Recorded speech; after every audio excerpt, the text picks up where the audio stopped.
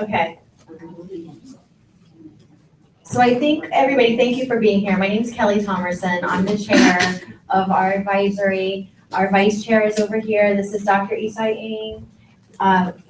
Becky Schwartz is here. She's on our board. Bob Todoro is one of our secretaries. I'm sorry, well, kind of not really. She just acts like a secretary. She's a board member. And yeah, she's floating around. And a couple of our executive board members were unable to make it for family reasons. But we're glad you're here, even though you had to find us in the corner. Thanks for finding us. We had to be flexible tonight because there were some unforeseen location changes, so thanks for making it. While you're coming in, I want to let you know, make sure you get a raffle ticket, and I'll tell you what we're raffling off in a little bit, just something little that I brought for everybody. And I want to make sure that if you're on the phone, if you have any questions, try to speak up and we'll try our best to hear you. So if we don't hear you, and we want to make sure that you have a chance to ask a question if that's something that you need to do. We're working on trying to get this streaming, but we are streaming. How exciting is this? This is our first meeting ever where we're streaming live. So this is so exciting. So, hello. We're streaming live on a broadcast on Google Hangouts. I don't know how to give that information on Facebook. Yeah, there's a link on Facebook that Bach posted. So if you're interested in seeing that, just okay, so hit the if you link. want to watch me live, so exciting. You can get on Facebook and you can see our presentation, which would be helpful. If you can't get on live, don't worry, because it will be there for you to go access when you want to look back to our presentation or any information. If you heard a question but didn't quite hear the answer, that'll be there for you as well. So we're trying this out, so bear with us. This is all new, but I'm pretty proud of it. This is pretty great, right? It's so high tech. So thanks again for tuning in. Okay. Can we stand and please rise and say the Pledge of Allegiance? The flag is over here.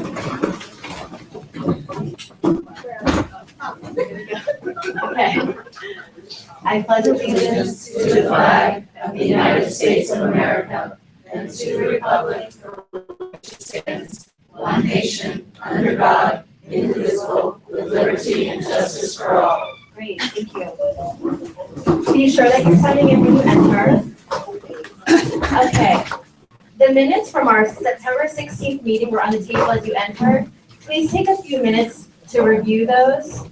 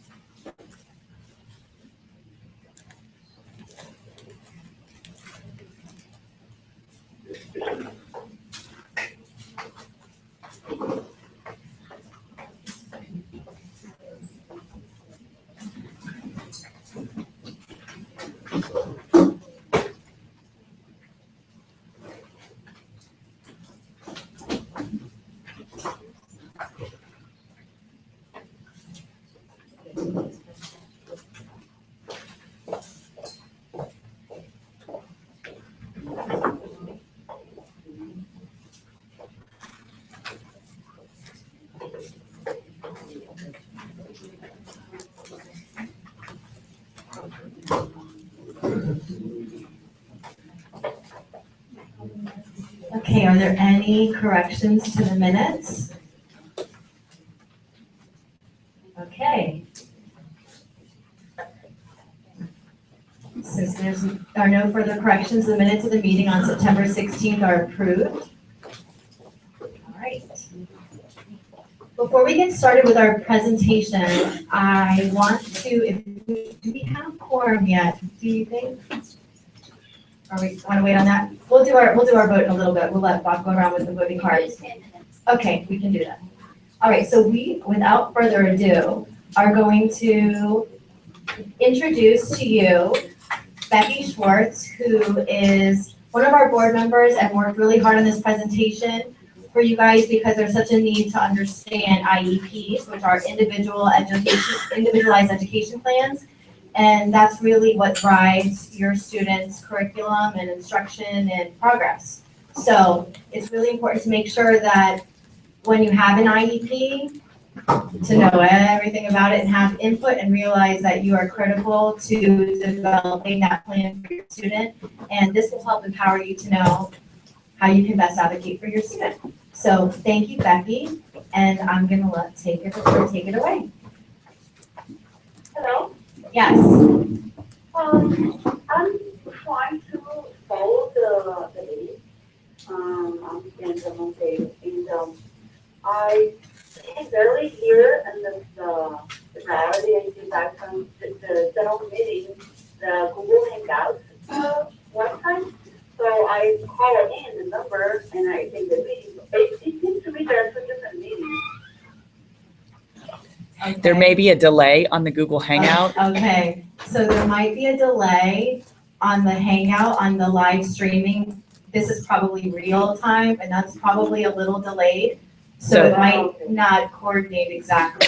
She may want to either You may want to hang up or Yeah. mute your speakers on I her would phone. either hang up this phone or mute your speakers from your computer, and there'll be a little bit of a lag.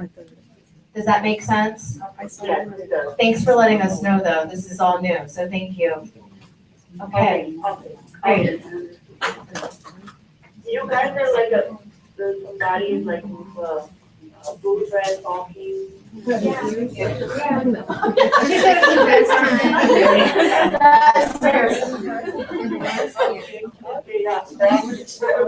the same meeting. Okay, thank you. Thank you. Hi, everybody. I'm Becky Schwartz, and I'm a parent advocate for Family Network of Disabilities. And Kelly asked me to present a little bit of something on IEPs, trying to keep it a little bit simple, but we have a lot of new parents who aren't quite sure about all the acronyms that are going around.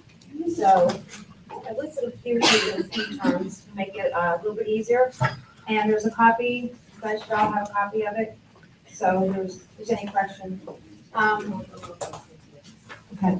Can you see back there fine? I don't have to read every single one, but if there's anybody who doesn't understand any one of these, just let me know. Yeah, you're gonna post it? Okay, it's gonna be posted. And I've also, the back of it, left you my email address to contact me, and my card is on the back as well. But if you don't understand any of these terms, there's plenty of people around here that can help out as well. Everybody get them? Okay, next slide, please. Some more ESE terms.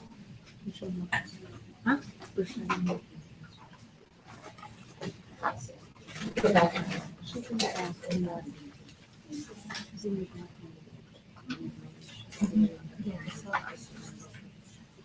Okay, and then You said I could sit here. so these are the eligibilities in order to, and these eligibilities go from 3 to 21 years old. And they're either intellectually disabled or IND, speech and language impairments, autism spectrum, which is ASD, specific learning disabilities, and Kelly can tell you all about that. We have hospital homebound, visual and hearing impairment, other health impairment, emotionally behaviorally disabled, orthopedically impaired or gifted. Also, as an ESE child, a lot of people don't realize that our gifted kids have IEPs as well. Yeah. Yeah, you know that? In Broward, they're EPs. They're what? EPs, educational plans, Okay, which are separate from IEPs. But a lot of them have the other issues anyway. so in order to start an IEP, it starts at a referral, and this is when you're from your early steps. And what the first thing they're going to do is do an evaluation. And through that, they're going to get an eligibility from one of the eligibilities that we previously spoke about. And then when they do the evaluation, they're going to develop an IEP. And then from there, they're going to figure out placement for your child. And then what the instruction is going to be, where it's going to be. And then you have an annual IEP every year. And also you can have a reevaluation every 3 years. And if you have an issue during the time of the annual IEP, you can have an interim IEP. You don't have to wait that entire year to have another IEP. So these are the domains of the, and I happen to bring my son's IEP with me, so I can refer to it as well. The PLP is a present level of performance, and when you first get an IEP at like the age of 3 years old, all the data that's going to be in the present level of performance is going to be with the information that they gathered from the evaluation, what they tested on the DAR or whatever test they were given, also what they observed during the training or during the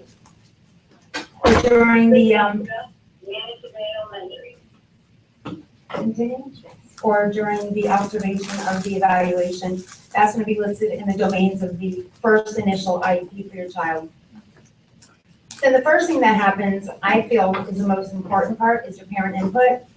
And this is really important, and I think during this part of the IEP, you should list your child's strengths, weaknesses, any concerns, goals you have for your child, like, I see my child in the future, just whatever you think in the future, having, being successful and having an education and going off to college or whatever.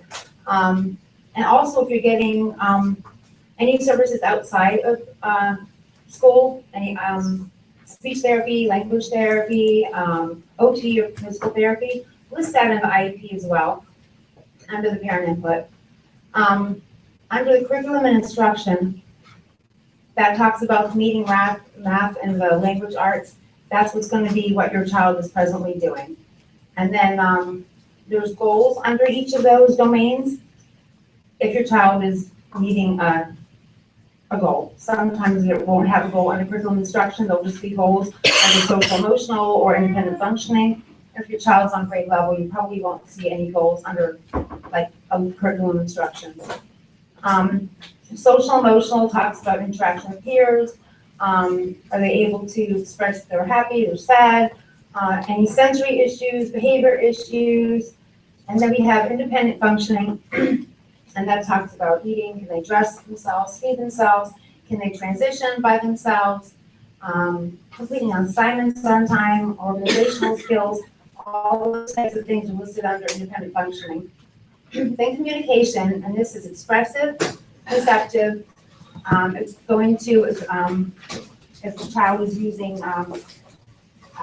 speech or ASL, which is American Sign Language, articulation, language, fluency, all that's talked about in communication. Then the transition service areas, we're not going to speak about tonight because that's another whole thing. And that's when the kids are between the ages of 14 and 21, the IEP changes, and that's another whole time. Then I want to talk about the goals, and they must be clear, measurable, specific, and attainable. And I just need to drink real fast. So I just want to tell you about a funny goal I read. Actually, not funny. Most goals will say like in 4 to 5 opportunities or 8 out of 10 opportunities, that type of thing. But they don't expect like 100%. But I was at a meeting the other day, and it was, I think it was a middle school kid. And the goal was to know 8 warning signs and 8 out of 10 opportunities. And I said, we need to change that to 10 out of 10 opportunities, because say one of the warning signs is jar of poison, or where you don't dive or you don't swim or whatever. If that child hasn't learned that warning sign, that child could be at the hospital getting their stomach pumped or something.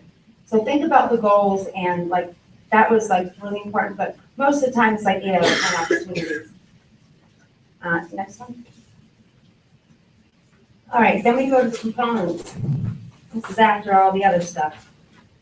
And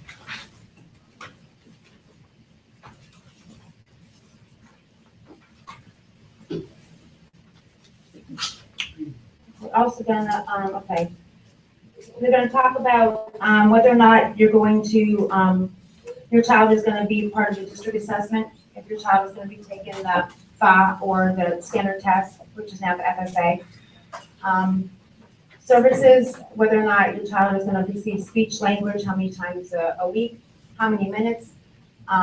Collaboration, academic and what and where, or it's gonna take place in or out, push in or put out, in the ESE classroom, in a different classroom, gen ed, or in a cluster or special program.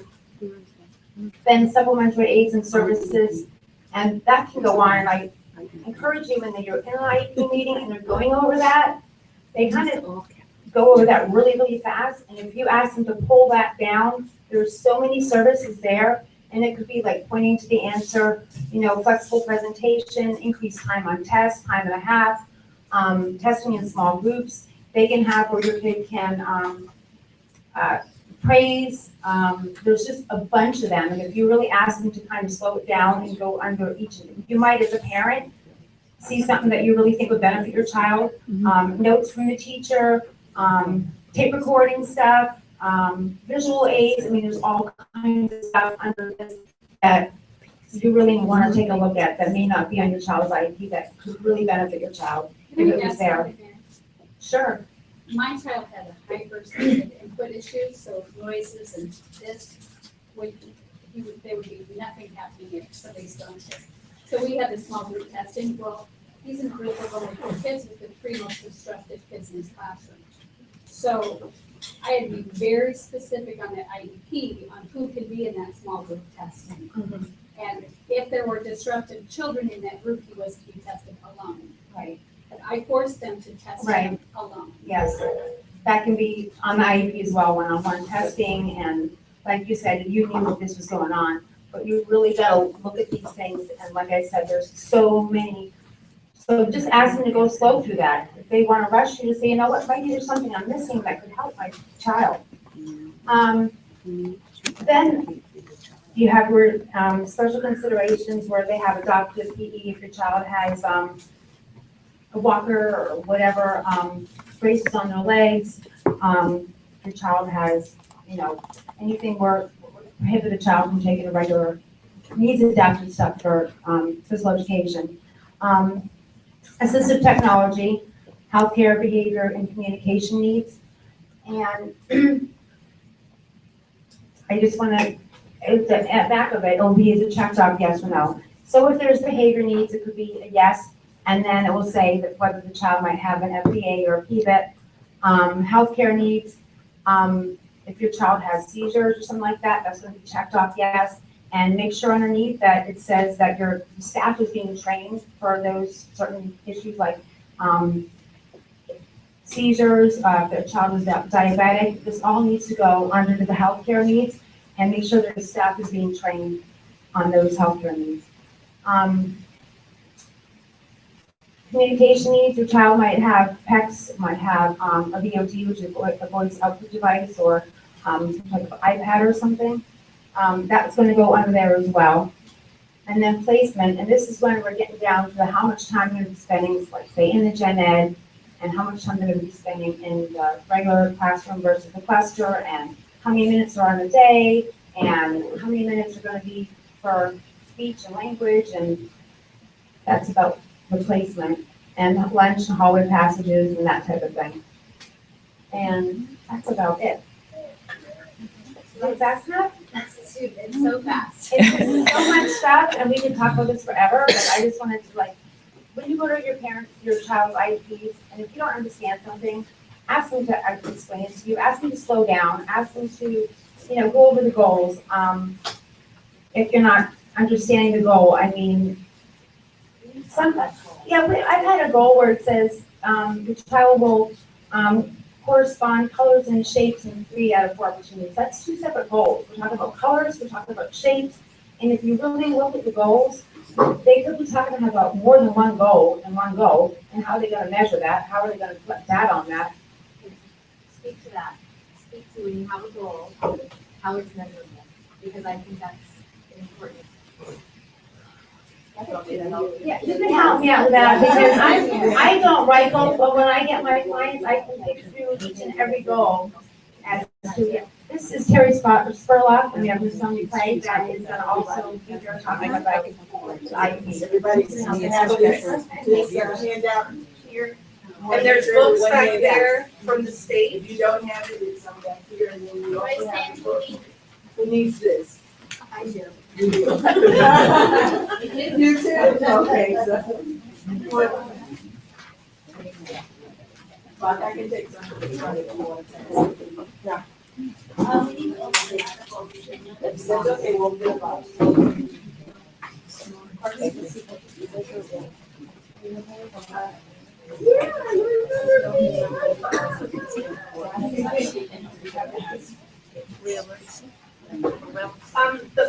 There's three parts to every goal.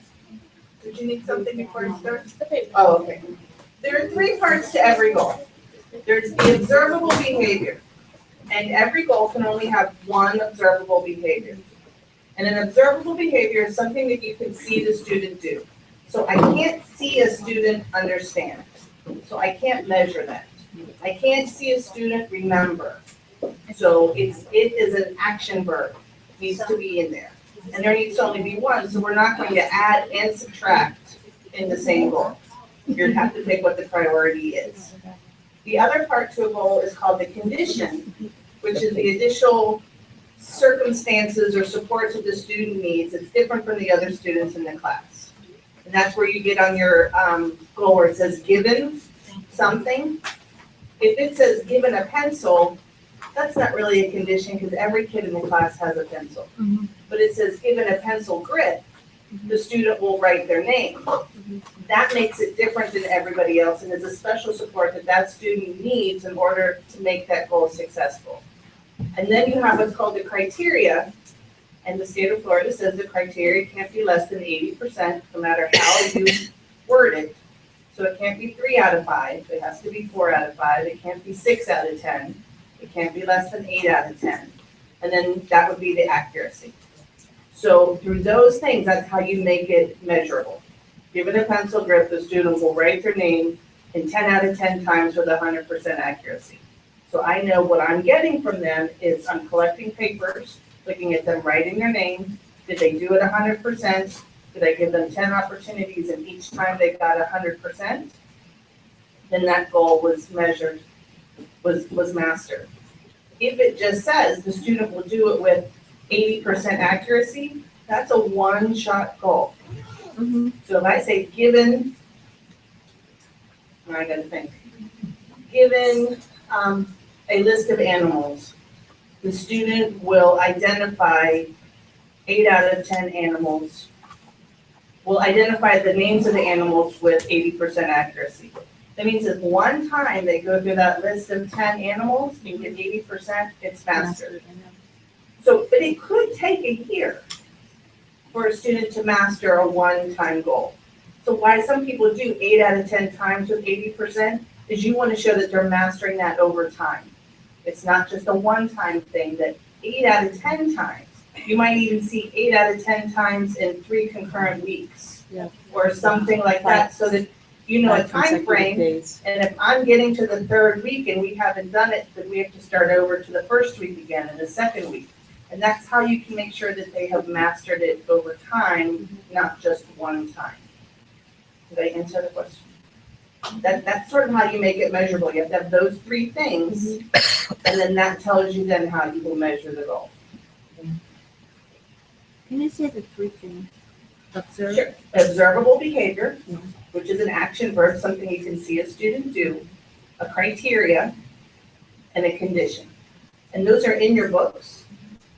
Those things are in there, and it's also on that little cheat sheet that has those 3 things. So I help train district staff, well, all the staff in the district on this. So when they leave, they know that those 3 things have to be part of the goal.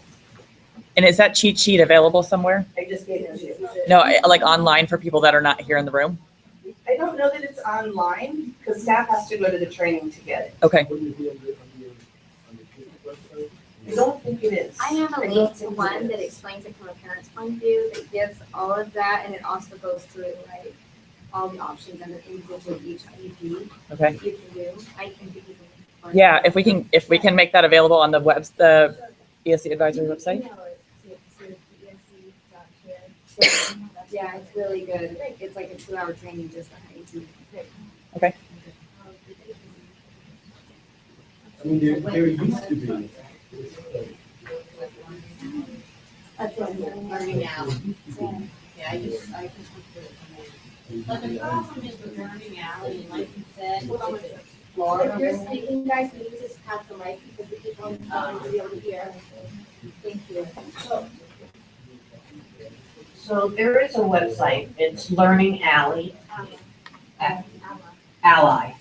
Oh, Ally, sorry. It's ALLY. And they have, all these different webinars or that, recordings that go through IEPs extensively. However, each state has their own regulations. And that's my concern when I say, to use this website, maybe somebody in the district could look at it, because I just want to make sure that it is also applicable to us in Florida. Because each state does have different rules for ESE students. So I just wanted to point that out. But if you could look at that, that'd be great. Those websites? There's a question on the phone. Okay, well, yes. Hi, I'm 20 old. My name's Karen, and I've had 2 kids come to the kitchen. I've never found those typical, I found those typical absolutely regressive over time on an IEP. And I just wanted to make a point is when you're establishing that criterion, why is not 10 out of 10 your proficiency? For example, Becky used the analogy of animals. If I had a child that was learning 5 different animal pictures and has to learn each animal name, the criterion is that child knows all those 5 animals. So it's not enough to say that when the child reached 4 out of 5, we've mastered the goal. The child has reached 4 out of 5, so the next goal should be 10 out of 10.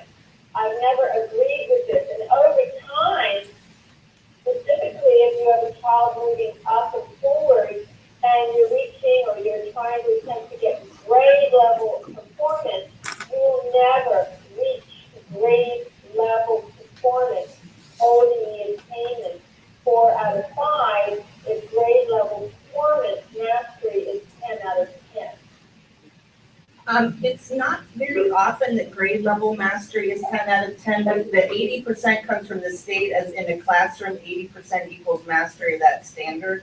So that's where that comes from. But maybe, and I hear you're looking at the book, and this is arbitrary. But we're just going to set a goal, and we're going to say you get 4 out of 5, and you've got proficiency. The numbers, analytically, the numbers don't work. If you, and just say, for example, you can take any baseline objective, you can make it a grade, that 4 out of 5, the student is now another C performance, a B performance. You'll never get there. Explain to me how, if you use 4 out of 5, when accuracy of 5 animals is 5 out of 5, that this indeed child should not have another goal to reach 5 out of 5. And it goes on and on for almost every criteria. Okay, we'll speak to that, and then we're gonna have to move on. if you look at this analytically, and when I'm asked to review an IEP, I go backwards. I don't start with the present level of performance. I start with the goal. And I read the goal and I see, does the goal have all the parts? And then I go up to priority educational need, impact of disability, and present level of performance, because there should be a thread going through all of those sections that will address that goal. And you should have data in the present level of performance. So if a student is at 0 on knowing their animals, knowing 4 out of 5 opportunities to get 80%, that is a big jump. Now, if they started at 60%, you probably will up that percentage from 80 to something higher. And that's what is supposed to happen. You're supposed to look at the data and your present level of performance, and then that helps you decide what your criteria would be from that. And there can be 100% accuracy. There absolutely can be. One thing that's important, but it's due time for your annual IEP. You should be getting a parent participation form 10 days prior to where it says on or before this due date. They're gonna send it to you and say, this is the date and time, this is good for you, if so, sign and return. If not, is there another date or time that would better work for you?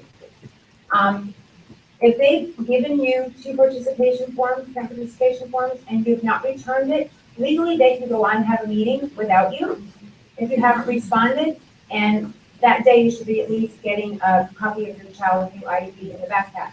But 5 days prior to a annual IEP, you should be getting a draft from the school, ESE, a specialist, where you can prepare yourself ahead of time and go through the goals and go through the present level performance and all the different domains. And I also recommend for you to send your parent input prior to the meeting.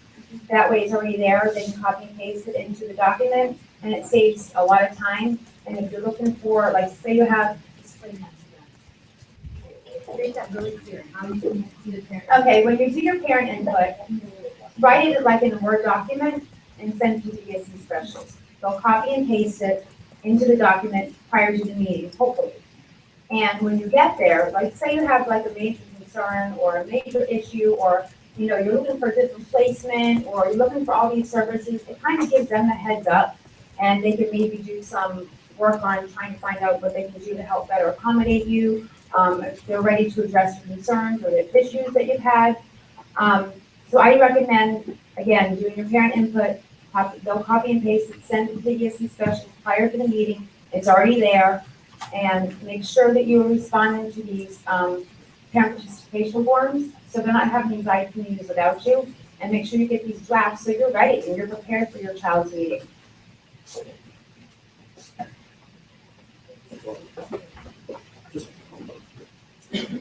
Somebody asked about, links or information beyond what we're here today. You said, go back for a second. Go back another second. If you go on the Broward County Schools District website and go down here to departments, and you go scroll down and you click into exceptional student education. You go to the student education website. Go here on this side, click all the way down, it says visit our website. And you can read all this later. All the good stuff. Thank you. But if you go down here into select content area, there's a bunch of information, everything from dual sensory impaired, fiddlers, but if you go on here to the compliance kit and the e-box, everything that the ESE specialists go through is in here. So if you want to go down to the IEP process, you click on that. You want to look about how to amend an IEP, how to, parent input form, a script that the, ESE specialist is supposed to read to you. All these things, you can click on these pieces of information. We talked about quality IEP goals. You can click on that. There's a 150-page, presentation that you can read through that. This is a great tool to use because it kind of puts you in line of, it doesn't necessarily put you in the training process, but at least it provides you information and you can always ask. So that's helpful. That's very helpful. So there is a lot of information. We have some questions, so I'm gonna pass this around. I have some questions. My understanding is that there's no limit to the number of goals that you can have on IEP. Is that correct in Florida? My understanding is that there's no limit on the number of goals that can go into an IEP. Is that correct in Florida as well?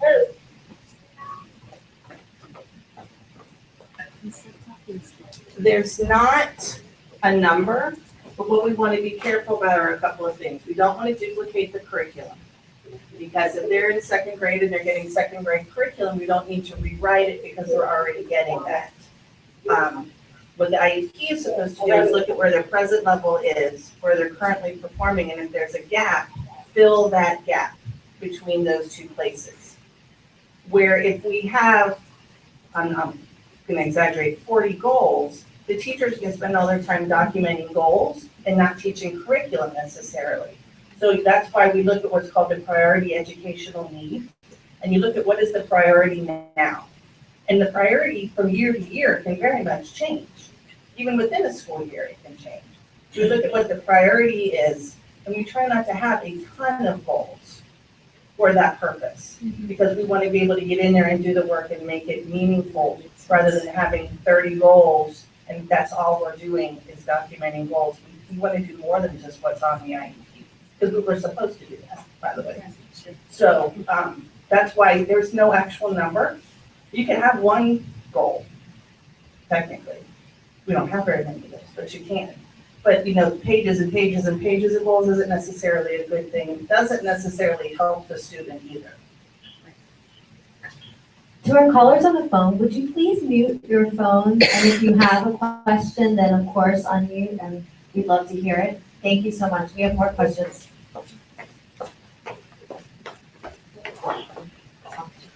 My questions are two-part questions. Please play. The steps that he just went through was like, I don't know how many steps that was, like 6 steps, 7 steps. So for that parent who's new to the process, is there something that we can put on that first page of the sites where it just shows you do this step, this step, this step? Because I get a lot of questions about the IEP process and how that works. And sometimes when you Google it, you get other districts. You don't necessarily get our district. So if something could just be on that page, and your page just shows step by step how to get to that, I think that would be pretty informative and good for the new parents and even the experienced parents. And then the second question I had, without going through all of those, I remember when we were going through the process, the first time that we had ever seen an actual IEP was when we were downtown, and they were walking us through it. And I think they did a very good job for us walking us through it, but I would have liked to see an actual IEP online. And I'm wondering, in all of that, do you have like an actual IEP? Of course, not having the child's name, but do you have like an actual sample IEP that you can put online so that we can, be able to use maybe for different, I don't know, maybe like 3, I know I'm like pushing the limit here, but like for 3 for like different, maybe a Down syndrome, right, different areas. Because it is tricky to see. You see compliance kit, who knows where to find that? You're like, okay, wait, there's a lot of information, but who knew to click on compliance kit, and that would take you to this whole Pandora's box of wonderful information. So we're working it through, but this is all good feedback. This is great. Okay, let's, hold on. That is something. People on the phone hear me. That is something we will definitely take into consideration as we continue to update our website. There are many areas that we do want to make more parent friendly, and I will take note to that. Okay. And as far as I'm sorry, this phone microphone first. As it relates to your question about having copies or samples of IEPs, that is definitely something else that we can take a look at. I know Terry uses that in her trainings because she does do the trainings, but we will definitely look at that. And my only concern with that is that sometimes people try to take those IEPs and use them in every situation. Appreciate your input. More questions? Anybody have a question? I have some. I have a question. I'm gonna start asking. Okay, quick question that I think everybody could benefit from. What diagnostic tools are being used to determine appropriate goals?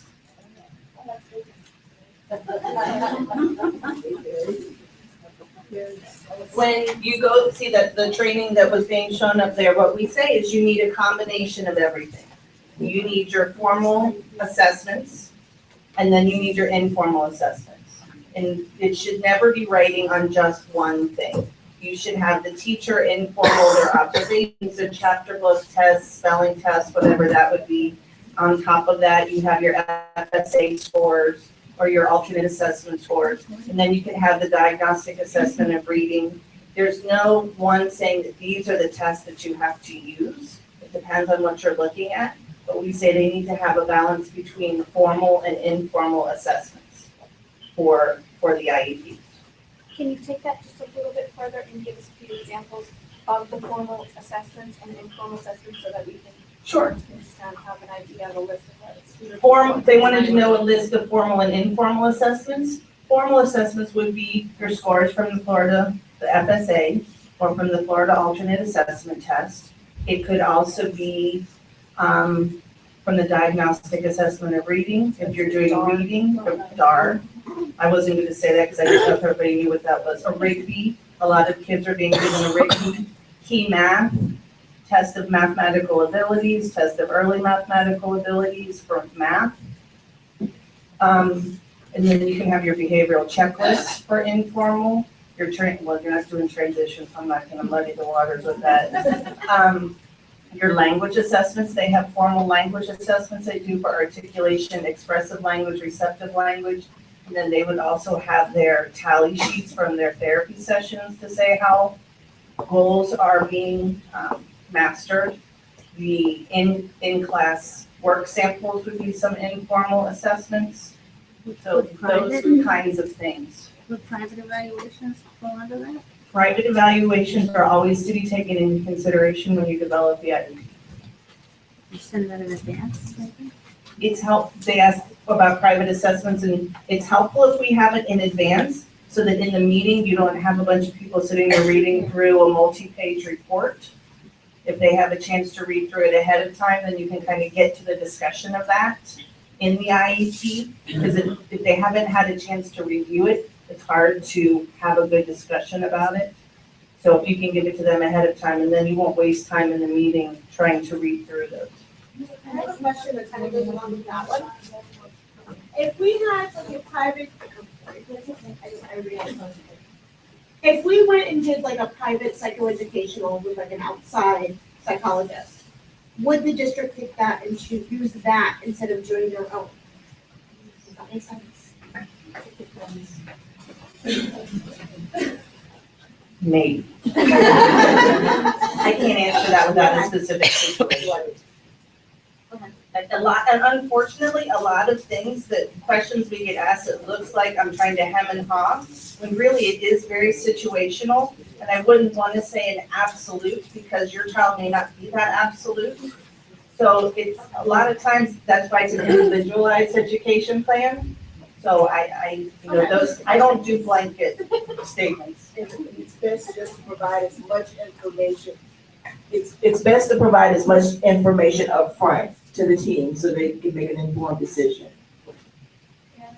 And in regards to the diagnostic assessments too, don't be afraid to ask them, what is a key math 3?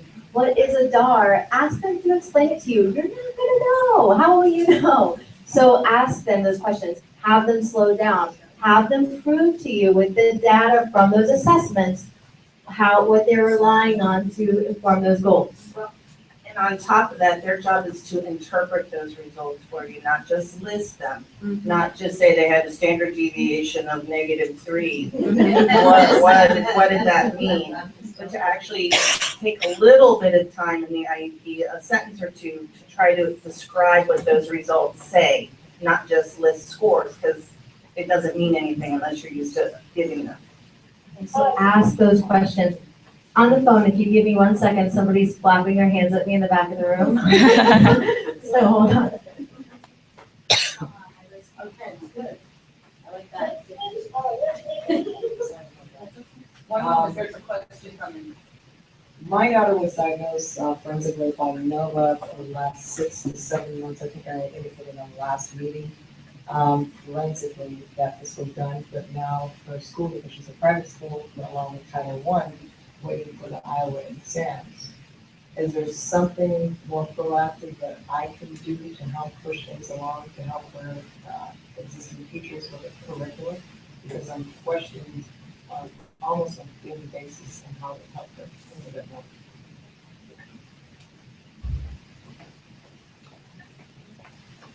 Is that in a private school? We're limited on what we can do with students in a private school. However, I'm also the supervisor of private school services. So what we can offer is we offer academic and speech and language support for students who are parentally placed in private schools and not-for-profit private schools. It's a little phrase that all goes together. And for students that show a need, we can provide up to an hour a week of math and or reading and up to an hour a week of speech and language. And we go for the private schools that permit us on their grounds, because not every school will permit us. We'll write the plan. We write something called a private school services plan. We write goals. It's not the same as an IEP. We don't have the same due process or anything that's on an IEP.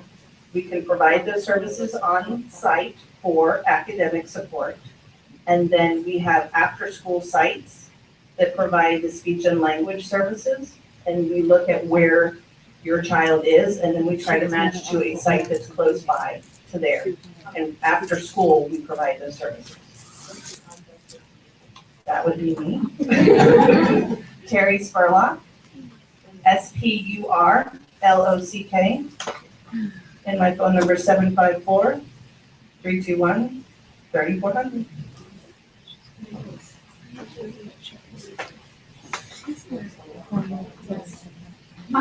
My issue with the IEP has always been what's said in the meeting by the ESE staff, including the director of the district that we were in, is not what was implemented. And when I questioned it, I was told, it's not written in the IEP, I don't have to do it. So you have to be careful in the IEP meeting. If they say they're going to do it and it is not on that piece of paper and specifically in certain sections of that IEP, they don't have to follow it. Because it can be written in the IEP, but if it's not written in the right section, it doesn't have to be done. That's been my experience. Was that a question or a statement? I wasn't sure, and I'm not trying to be funny. It's just giving me a line of it. If they don't want to do it, or? First, it doesn't matter where it's written as long as it's on the IEP. Doesn't matter what domain, where it is, irrelevant as long as it's on there.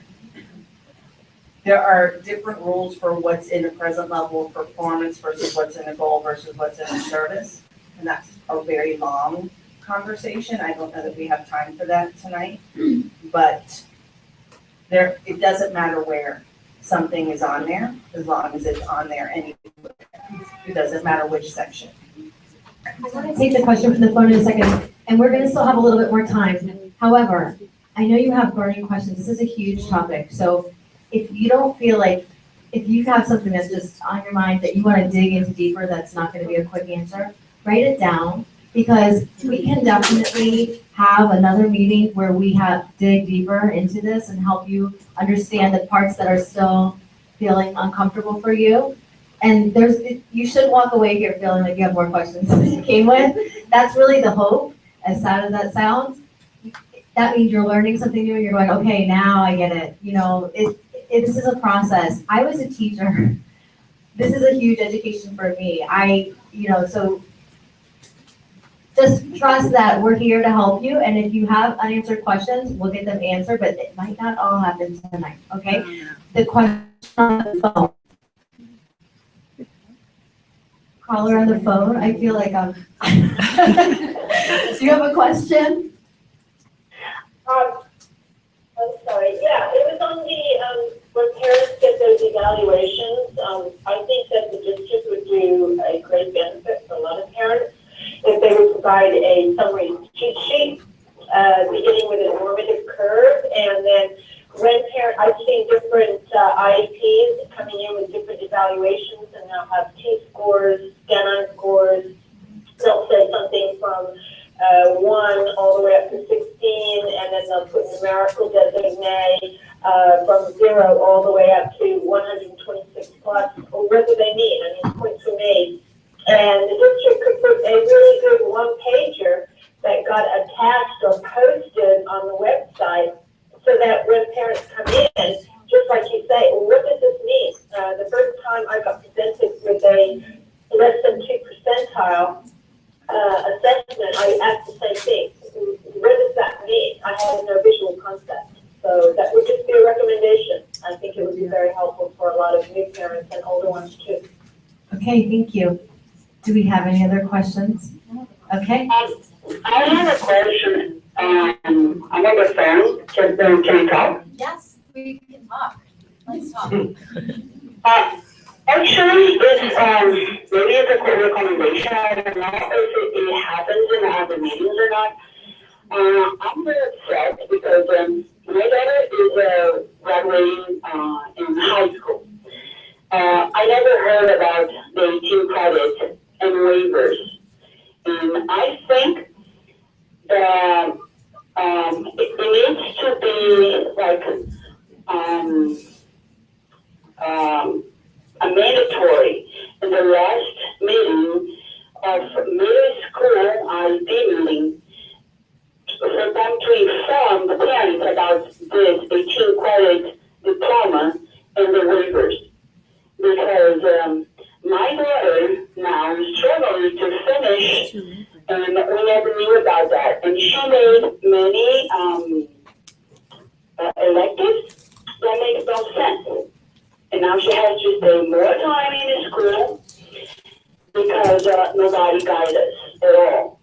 So I don't know if it is mandatory, and if nobody told us, or what happened. So now I know, and I would like to express that I'm very upset, and you know, that's like they said, for new and old and future reference for the parents, or for the ESE parents. So I'm very concerned about not being informed about this, the 18 credit and the waivers for the kids. Okay, I'm gonna let the district respond. Our office works very closely with the guidance counseling department to make sure that this information is shared. And I'm closer.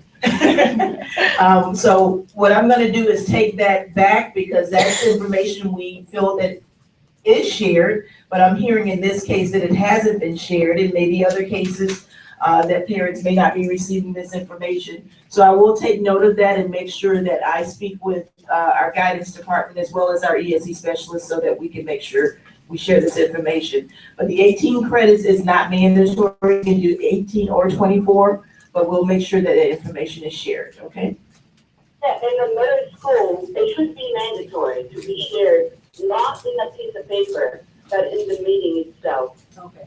Okay, Noted. thank you. We've noted that concern. Thank you for sharing it. We have some concerns in the back. Question, the phone is gonna wait for just another couple minutes. We're gonna have a couple of people that are here in the meeting. Problem that I'd like to address in this play is on the credits. Okay, it's based on the credits. Well, let's talk credits. Hi, my son is now entering 10th grade.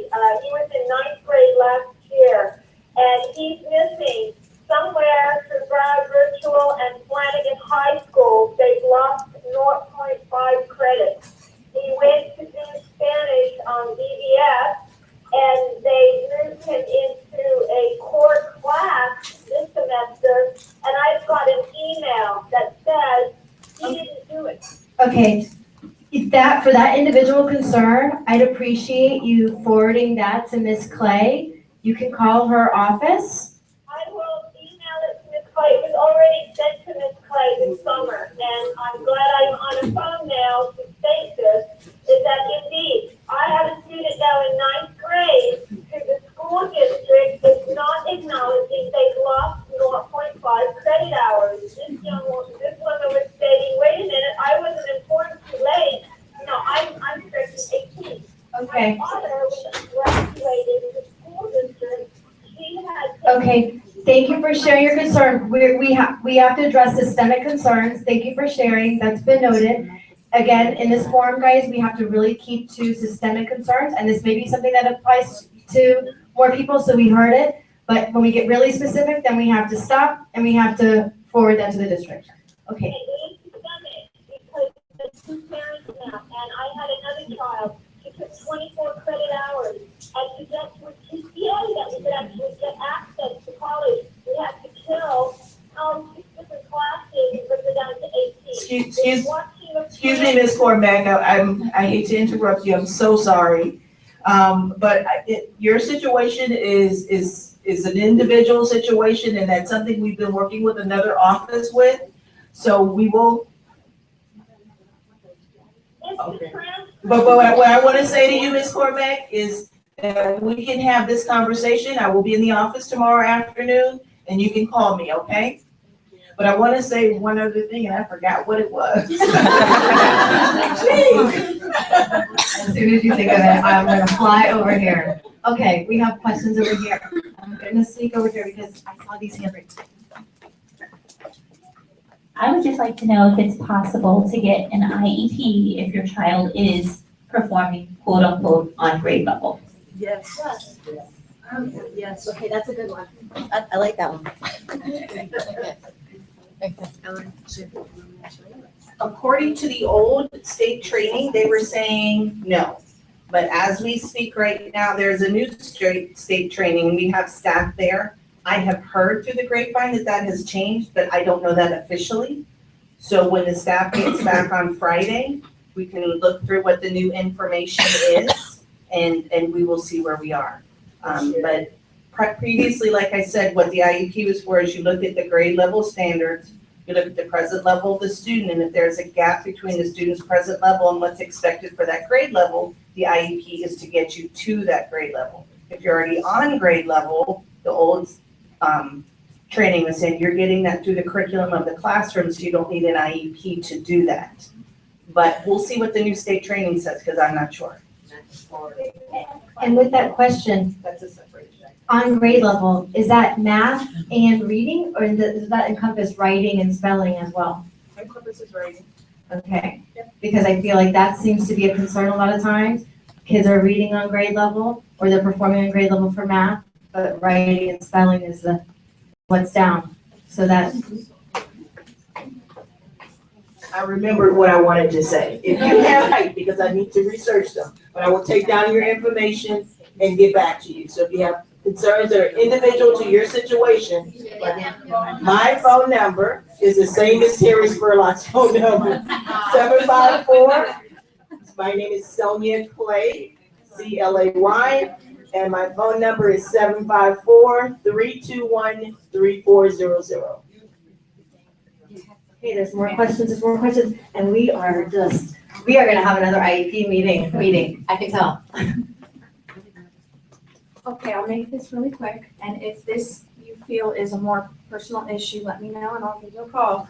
But I have heard this from several other parents, and I've spoken with an ESE director about this issue. When it comes to an IEP, if you have it written in your IEP that your child's anxiety is affecting their academic progress, and you request that they have counseling services through the district at the school level, I have been told that it is pretty much next to impossible to get that granted. So is there any kind of answer that you can speak to about that? I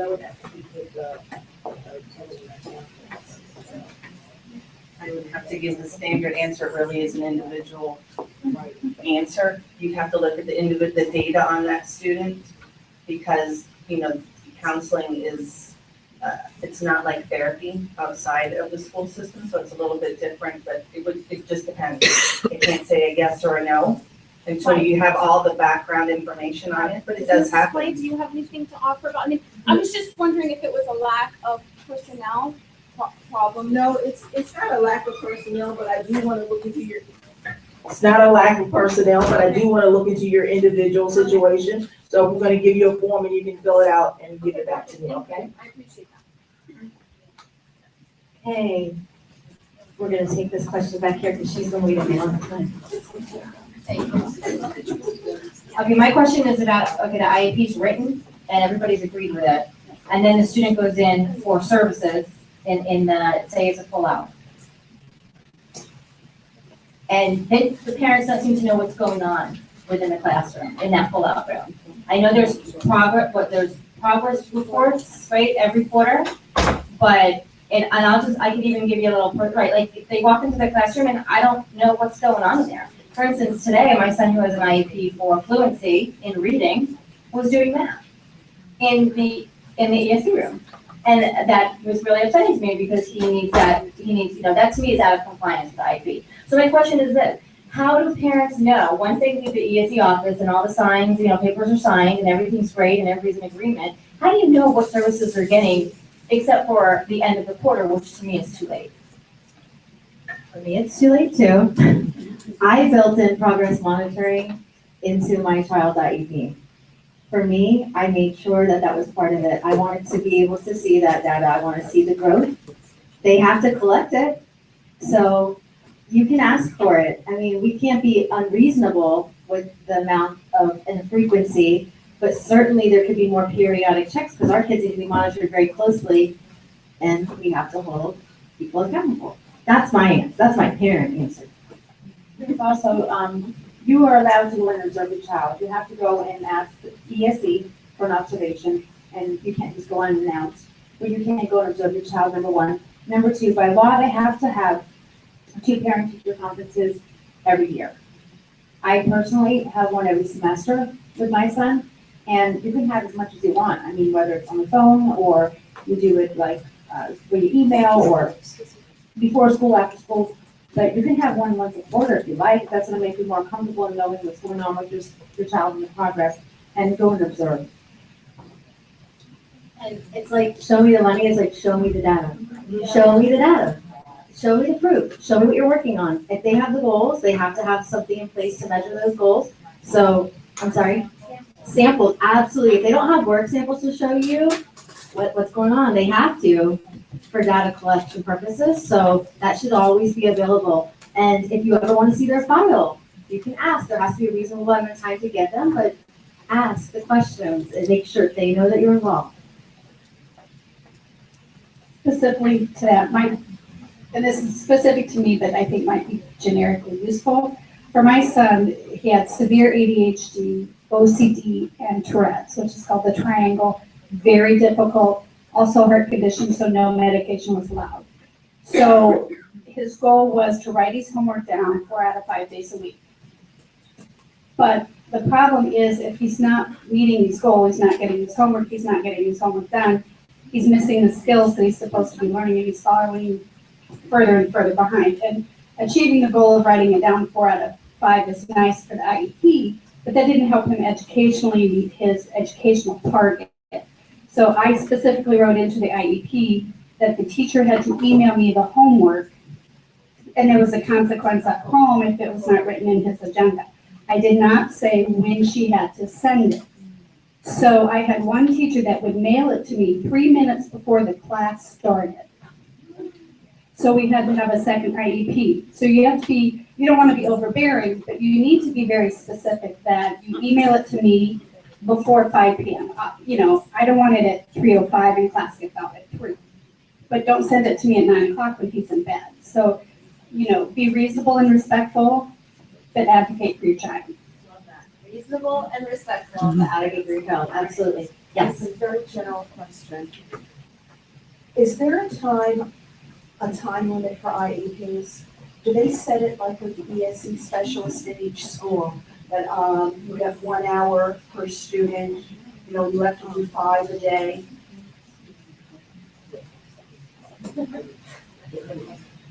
No, there's no specific limit, but we usually say after about 2 hours, if you haven't finished, you should continue because everyone starts to get tired at that point. People tend to get grumpier. After that point, and what could be a very productive discussion can disintegrate very quickly because maybe you scheduled it at 11 o'clock, it's now 1 o'clock, nobody's had lunch. You're wondering when am I gonna get out of here so I can go pick up my kid from school and, tempers start to flare, maybe. So we say about 2 hours. If you're not going to finish it within those 2 hours, when I'm in a meeting, I usually look about a half an hour before and say we're about this far and a half an hour we'll stop. If we don't finish, we'll have to continue. But on your parent participation form, it usually says a time limit, and that's the hope that it'll take that long.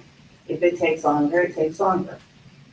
Is there a specific number that the ESE specialist in each school, whether it be elementary, middle, or high school, have to see per day? No, there's no quota for how many IEPs in a day. There is no quota, they No. just have to get all of the IEPs done in a year. Correct. In a school year. Correct. There's no saying you the principal's not sitting there saying, you didn't get 10 in today, so you're in trouble tomorrow. There's not that. And we know going into it, some of them are more complicated than others. So they try. Used to be, we could get through an IEP in an hour. That used to be a pretty reasonable. It seems to be it's getting a little bit closer to 2 now to really get through a typical IEP without any big issues. But there's no time limit and there's no If saying. it's 2 hours and at an average, let's say an average middle school has 1,500 kids. I have no idea how many on average have IEPs in the middle school. I couldn't tell you that. Because just the time. And each middle school would be different. Correct, but is there enough time to give the parents and the student, because I assume as they get older, they're gonna wanna participate more in this. Yeah,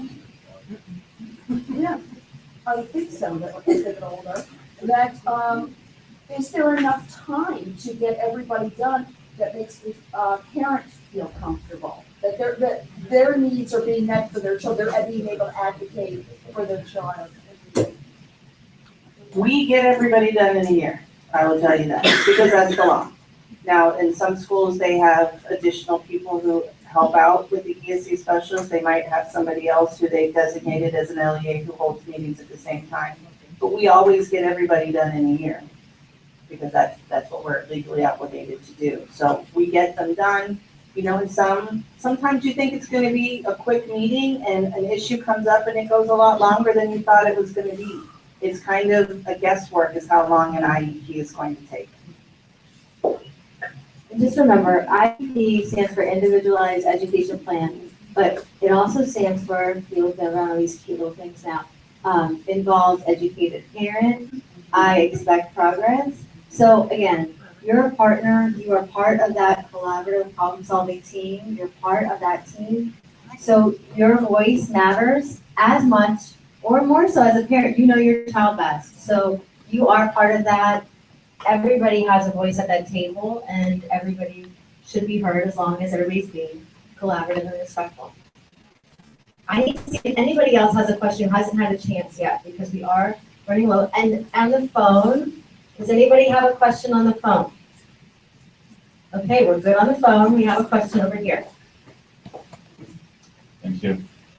If you have a child that you're trying to figure out what's wrong, why are they struggling, whose job is it to, either recommend an evaluation, which evaluation, if a parent doesn't understand which evaluation can be done to find the problem that the child has, is there someone that's supposed to recommend and say, hey, let's look into this, let's do this evaluation? How does that work?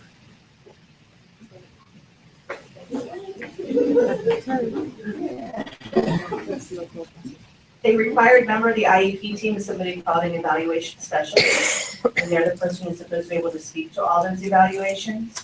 So, but if you want something done that's prior to the IEP, or it's not really gonna help in the development of that IEP, so it might be through a conference that you meet with the teacher and say, hey, I think we're having these issues. What do you think? Is there any assessments we could give? So you might do it that way. If it's speech and language, it's going to be through your speech language pathologist. If it's academic, it could be through the psychologist or the classroom teacher. It really depends on what that individual issue is and how many professionals have to be involved to help determine what that is. And when that comes up, you have to put it in writing if you want your child evaluated. And when you put that in writing, the time starts ticking to how long you have that right as a parent. So you might hear something like, oh, it's not, they're not going to qualify, So it might make you stop and say, well, I'm trusting the expert here. You have the right for that. So make sure you ask, don't stop asking, keep bringing other people to the table, and don't just take one word from one person who really is well-intentioned most often, but might not totally know. And you have to go with your gut instinct. And given that we are now in a new age of RTI, and that being something that we have to look into consideration when we're looking into an evaluation, you really need to advocate, because oftentimes, unfortunately, right now we have, I was a general education teacher, so I can speak to this because as a gen ed teacher, and I'm now charged with, on top of all the other things I have going on in the classroom, keeping up with parents and emailing back and keeping track of this one's accommodations that already has them, and this one's, RTI, data progress chart, and then, someone left their lunch money, I mean, there's a million things, right? They also have to be charting this, they have, some of them are learning new curriculum to put in tier two or tier 3 interventions. There's a multitude of things. So some of our kids, the gen ed teachers, don't intimately understand their needs yet. It's not that they're not trying to, or they might think, but there's a lot of gray area though. So you are the expert, you're collecting information on your child when you go to different professionals and they're having outside therapies and that kind of thing. So bring that all to the table and use that to get the answer that you're looking for. Anybody have another question? Okay, last question, and then we're gonna move on. For, just a kind of maybe a general comment to the parents who are new to the IEP and special needs area. There's so many different degrees of special needs. My child's very, very high functioning, 5th grade doing high school level work, but we have multiple handicaps interfering with his ability to reach that level. And with the teachers, he's very social, they love him, he's the favorite, he can verbally answer any question without a pause, but couldn't write it down. So I, as the parent, have to say, I understand that my kid is smart, but if he can't write it on paper, he can't pass a test. So I need you to intervene here and give him the assistance that he needs. So if you sense there's something wrong, you need to keep asking until you get someone that says, okay, we've done the test and really, I understand your concern that he's at level, so doesn't qualify, but keep asking.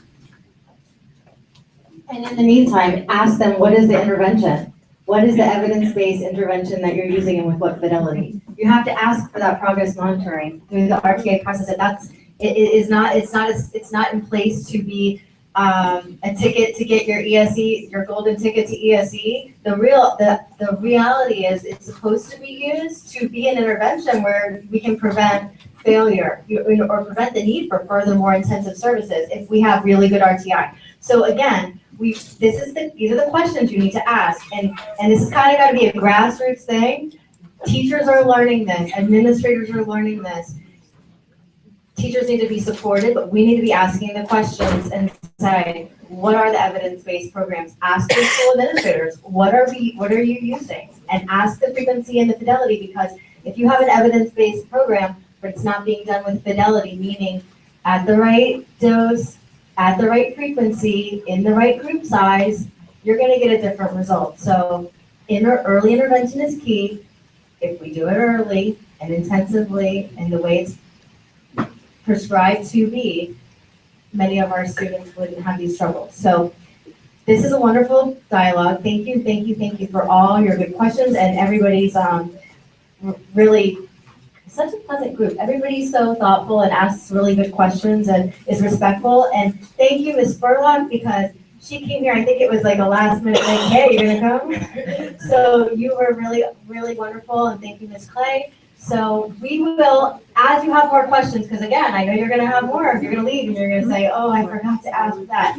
Write it down, send them, forward them to me, forward them to we can figure out what other things we need to dive into deeper for future meetings. Okay, we're gonna stop there. Yes, oh, we got one more.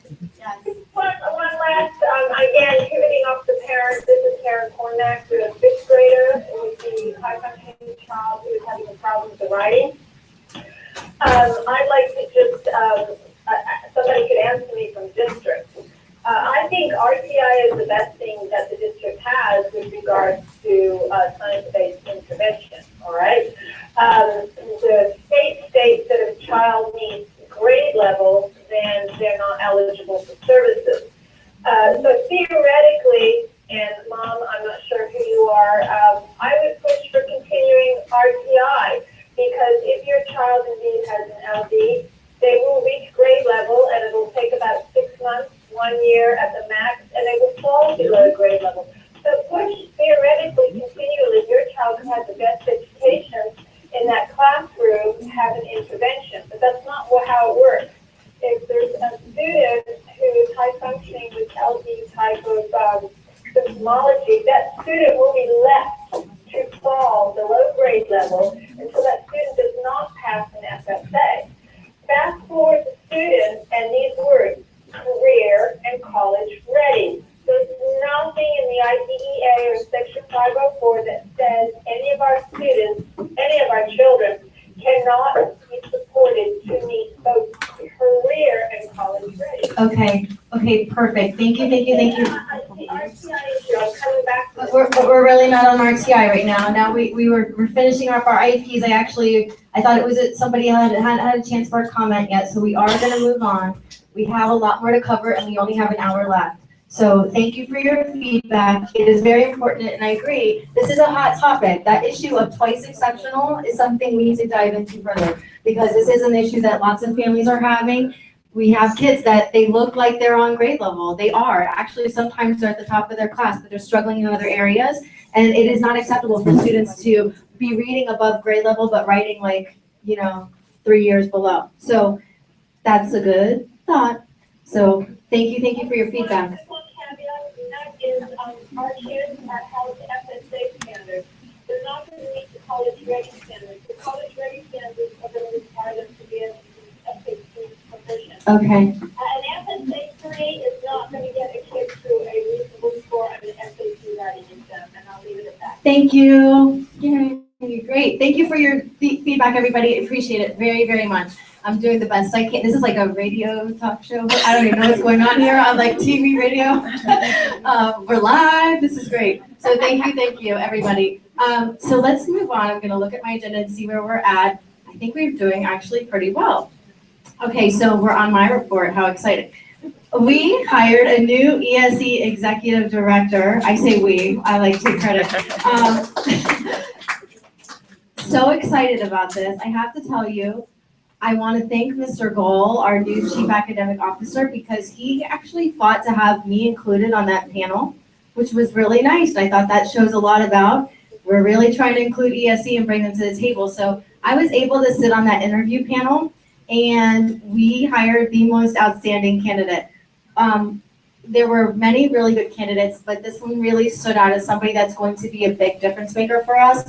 So I'm really excited. His name is Dr. Antoine Hickman, and he will be joining us in December sometime. The date is not final yet, but he's transitioning from Virginia. And again, I'm really excited. I think really good things are on the horizon. I think he has a passion for making sure that everyone has a voice, and he really understands the issues throughout. I think he's going to be a great asset to our district. So, and Ms. Clay might have something more to add on that when she gives her report, but that's exciting news. I was able to attend Just Do It, I Did this morning. I've never been to that before, but that is where our ESE students are honored at Arthur Ashe, and students are nominated from pre-K all the way to adult ed. And it was a wonderful showcase of strengths and talents and just celebrating all the successes of our students. If your school did not submit, I would ask your administrator, who is our nominee? Because you know that most schools did and how wonderful to celebrate that. But I have to tell you, I was really sad to look at the brochure and see that from my child's homeschool all the way through, from elementary to middle to high school, no one was nominated. So again, I don't want to put a damper on this wonderful thing because it was a wonderful, wonderful celebration. I just want you to ask because that should be celebrated. So the ESE specialist gets that information in the spring, and the ESE teachers get to submit nominations and fill out an application for their students. And it's an opportunity to highlight all their strengths. And it was a really, really wonderful celebration today. So it was really nice. Yes. I'm sorry, I missed the name. It is called Just Do It, I Did. And it was really, really wonderful. I mean, it was wonderful. These kids all had a chance to be celebrated and recognized. And it was a really wonderful way to start my morning. Yes. Oh, yay, we have a recipient. Congratulations. How wonderful. Look, we have a a guest of honor. Well, thanks for being here. That's great. Congratulations. All right. So that's something to look forward to, but that happens in the spring. So be asking your administrators that when that's coming, make sure that one of your students is recognized. And it's a chance to celebrate the work that the teachers do too, because those teachers are working so hard for our students to help them be successful. And they did that extra work of filling out an application to honor these students. I also had the good fortune of attending the Teens Transition to Life Summit that took place last Saturday. I attended the first part of it. This is something for sure you want to have on your radar as your children enter middle school and high school. I saw a couple of you there. It was wonderful, wonderful, wonderful. If you have not received a raffle ticket yet, make sure you do, because this is what I'm raffling off. This is called A Stroke of Luck. Alex Dixon was a guest speaker along with her mom and her sister who wrote this book. And she was amazing. What an incredible family. She had adversity that she overcame. She got really sick. She had a stroke. She was a really bright student who then turned into having to start completely over. This was a family who did not give up. They pushed the limits. Doctors told them one thing. They started wondering, do we believe them? They decided no. They kept pushing. I can't even tell you how incredibly inspiring this was. I haven't read this yet, but I do have a copy for myself, and it's been signed by all the authors of the book. So this is going to be raffled off to somebody who's here tonight. So you never know when I'm going to give some free stuff away. So you guys should come. So anyway, that's exciting, but it was wonderful. Again, we have all these wonderful events, and it's hard to keep track of where everything is, which leads me to my next segue of I've been starting to be really involved with the Children's Services Council, and they are a wealth of information and such a positive resource for our whole community. But we all get lost on who sent me a flyer, what's going on, oh, this is happening tomorrow, oh my gosh, we didn't get the information. So I've been working with them, and we're so lucky. The timing is just perfect. I feel like good things are all happening at once, but there's a children's strategic plan, and that involves lots of different community organizations that come together under the Children's Strategic Plan to do the best we can for Broward children. With that in mind, there's different committees like the SNAC, which is the Special Needs Advisory Coalition. There's a bunch of things. ESE Advisory is on the map now. We have a spot on that page, and there is a communication portal that they just launched this week. And we're technically on there right now, but it's going to be an opportunity for us to post all of our meeting events. We are going to post our results-based accountability templates and forms for what we're working on for the results that we desire as an advisory that we presented to the school board. There's going to be working documents there. So there's going to be a wealth of information. And when you go to that Children's Services Council page, which will provide that soon, you'll be able to also see these other organizations that are all on one page, so you don't have to go filtering and figuring out. We'll be able to put our ACE committee, we'll be able to put our Down syndrome committee, so it can all be in one central spot. And I think when you go there, you'll also see so many other things that are valuable to you. So I really think it's going to be a tremendous, tremendous opportunity. And next month, at next month's meeting, which is happening on November 18th, actually, we're going to have Sue Gallagher from Children's Services Council. She graciously agreed to come, and we won't get into those details right now, but let's work on some goals and let's see what we can do as an advisory to move things forward. So that's going to be incredible, and she'll be able to speak to you a little bit more about that communication portal as well. We need to, tomorrow is Broward Reads for the Record, an exciting opportunity to read to students in Broward. 30,000 students are going to get books, a copy of this cute book. Is anybody in here going to read tomorrow? Yay, I'm reading. Okay, wonderful. So this is another chance. Hopefully next year we'll get the ball rolling a little earlier so more of us can get involved, but it's a great opportunity to give back to our community. So that's exciting. Post those on ESE's advisory Facebook page too, so we can see the pictures if you take any. I'm gonna let Ms. Clay speak to the Evergreen Task Force update, but that next meeting is November 2nd. The first meeting of the Evergreen Task Force is November 2nd. And there's a handout that went around, and Ms. Clay is going to refer to that. when she gives her report, kind of an update. I'm sorry? Yes, we'll get to that at the end, but there is an event tomorrow. We'll get to that at the very end. I also want to tell you that SLD committee, we've talked about this. We've had some little glitches because of bylaws. So, you know, those bylaws, pesky bylaws. So we had a wonderful chair step up to the plate. Ellen Kay was so graciously volunteering to do that. Unfortunately, because she doesn't have a student in the system, she's not eligible to be chair. So we had somebody else who was willing to do it and then decided it was not in her best interest to do that at this time. She had a little bit of a conflict going on with things that are going on in her life. So with that in mind, we are looking for somebody to chair. We have somebody who's expressed interest. Nordine Weinberger expressed interest in chairing that committee. She's right back here. Is there anybody else who's interested in chairing? We have a list of people who want to be part of it, and that's so wonderful. Is there anybody else who is interested in chairing that committee, because we really want to move that forward? Chairing right now. We're looking for a chair. Oh, we sure can. We can take, here's what we need. We're going to be needing certainly a chair, a vice chair, and at least one secretary. We need at least, okay. What does the chair do? Oh gosh, bust out the bylaws. The chair is going to be responsible for coming up with the agenda.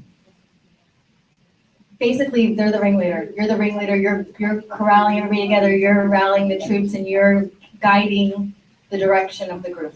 Okay? Okay, thank you for asking. Specific learning disabilities is what we're talking about, and that would encompass those kids that are the ones that slip through the cracks. Specifically. I'll be the recording secretary. Okay, so we have interest in recording secretary, which I love to hear because that one is always hard to get. So we're just gonna sign you up. Okay, that is great. Hey, record it. I love it. I love it. So let's write this down. So who's recording our minutes right now? We're gonna document it while we can. Yes, yes. Don't talk about it. Don't think about it. Just go. I've done that job. Okay, good. I've done that job. Okay. It was a communication secretary. Corresponding secretary. That's what you want to. Great. We like that too. I've done it. Okay. We still need to record. I knew I was too excited. Yeah, it was almost there. No. Who talked her out of it that quickly? Okay. Okay, good. Recording secretary is really awesome. You just need to take notes of what happens in the meeting minutes. But no, there's a template. Take your laptop with you or use someone's iPad. Someone will always have one to share. Someone just needs to type it. You need to commit to a once a month meeting. Twice. Do it. Yes. Twice a month. Peer pressure. Yay, sure. Look at this, love it. Okay, coach, look at this is amazing, fabulous. Okay, so we have, because I appointed this committee, so we can just do it like this. We don't have to. We have Nordine Weinberger, who would like to be chair. I know you were interested, so do you have interest?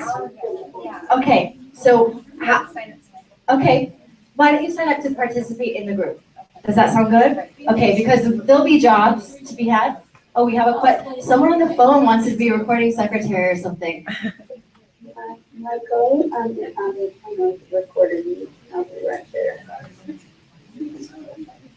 I'm sorry, can you repeat that? Maybe mommy had to take care of business. Okay, all right. So we have a chair, Nordine Weinberger. We have a co-chair, and can you tell me your name again? Okay, wonderful. Thanks, Dawn. We have a corresponding secretary, and tell me your name again. Denise. And we have a recording secretary. Sarah. Yay! Everybody clap. Yay! Okay, wonderful. And I know we have a lot of other interests, so you're gonna have a lot of foot soldiers to help you, but it's great to have that core group of people. So before you leave tonight, meet together, discuss a good meeting time and for the first meeting and convenient times, and we'll work from there. Got it? Awesome. Let's move on really quickly and make sure I covered everything.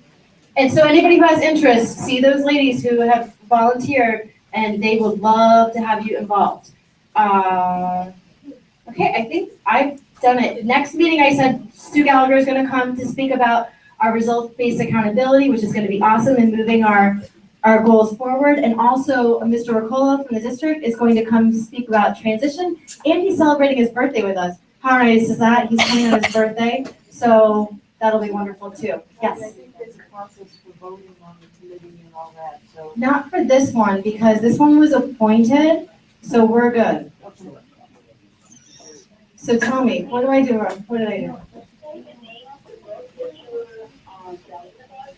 Oh, yes. The book is called A Stroke of Luck, and it's by Julie Dixon and Jessica Dixon.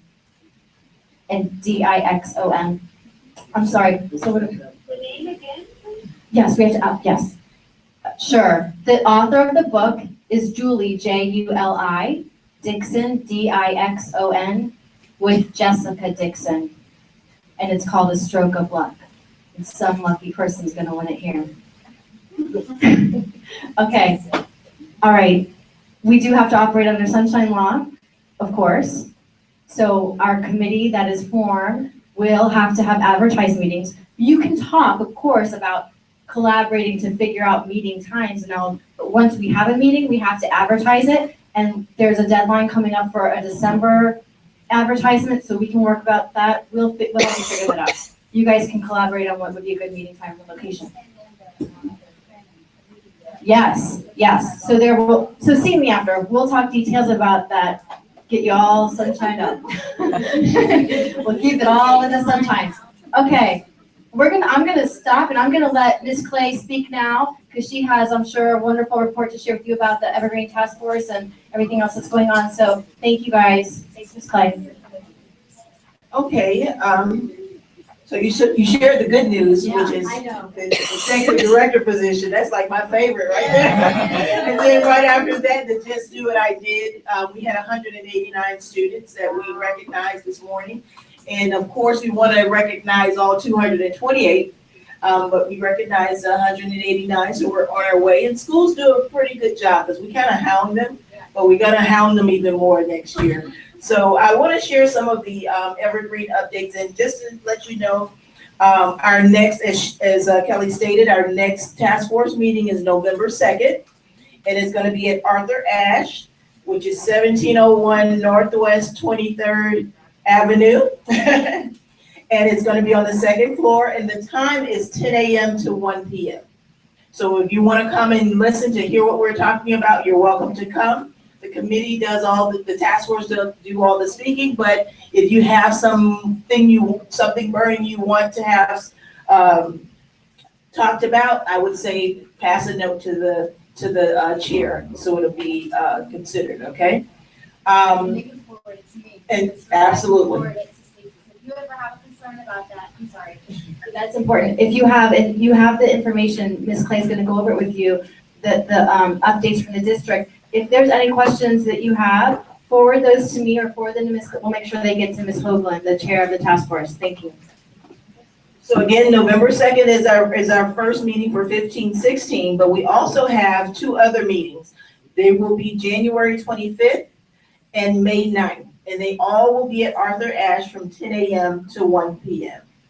So some of the updates, because we have been working hard, and it's not just been totally us. We've been working with schools. We've been listening to principals. We listen to you. So we've been working hard to move some things along. So for one of the big things, and Ms. Bees is here, and she mentioned that this really touched her, but it touched me too. I wanted you to know that, because it almost brought tears to my eyes as well that we were able to do this. And what we were able to do is to restructure our IND funding guideline. So those schools with special programs, those elementary schools with 4 or more IND special programs, we were able to give them a part-time, a 50% SLP. So that took a lot. It took a lot of work and going back and forth, but Dan, I love Dan and I love the superintendent, and they really, I mean, it was like, I signed it one day and Dan signed it the next day and the superintendent signed it the next day. So it went so fast. I mean, it just really touched me. So that was great. In addition to this model, we have 37 schools that received SOP growth positions. That mean based on their student enrollment, based on students' IEPs, they got some additional assistance when it came to SLP positions. Can you just say what SLP is? SLP, I'm sorry, speech language pathologist. So that's what SLP is, I'm sorry. 21 schools, elementary schools, 6 middle schools, and 10 high schools received these growth positions. There was also an increase of 10 speech language pathology hires this year because we went from 22 to 32. And we're continually trying to look for candidates. That's one of the critical shortage areas. So we do use contracted services to make sure that our students are getting the services that they need. But we also want to make sure we hire qualified speech and language pathologists.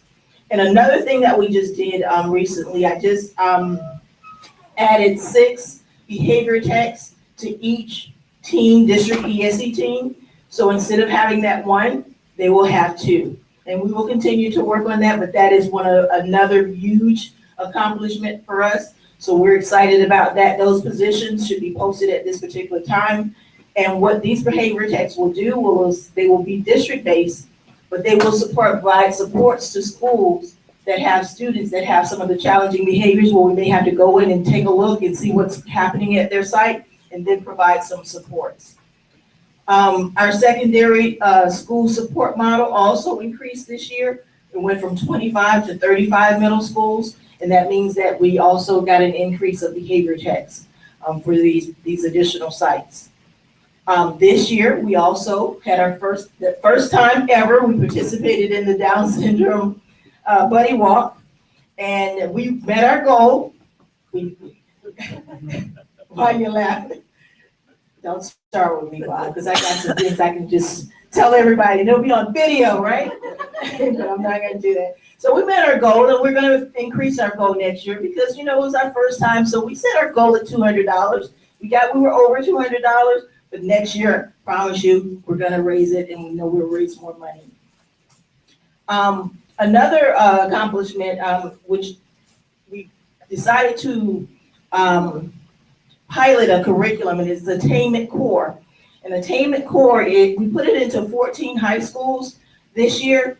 And I just, in speaking to Becky, she said she had a chance to look at it and she really felt that we should try it in middle schools.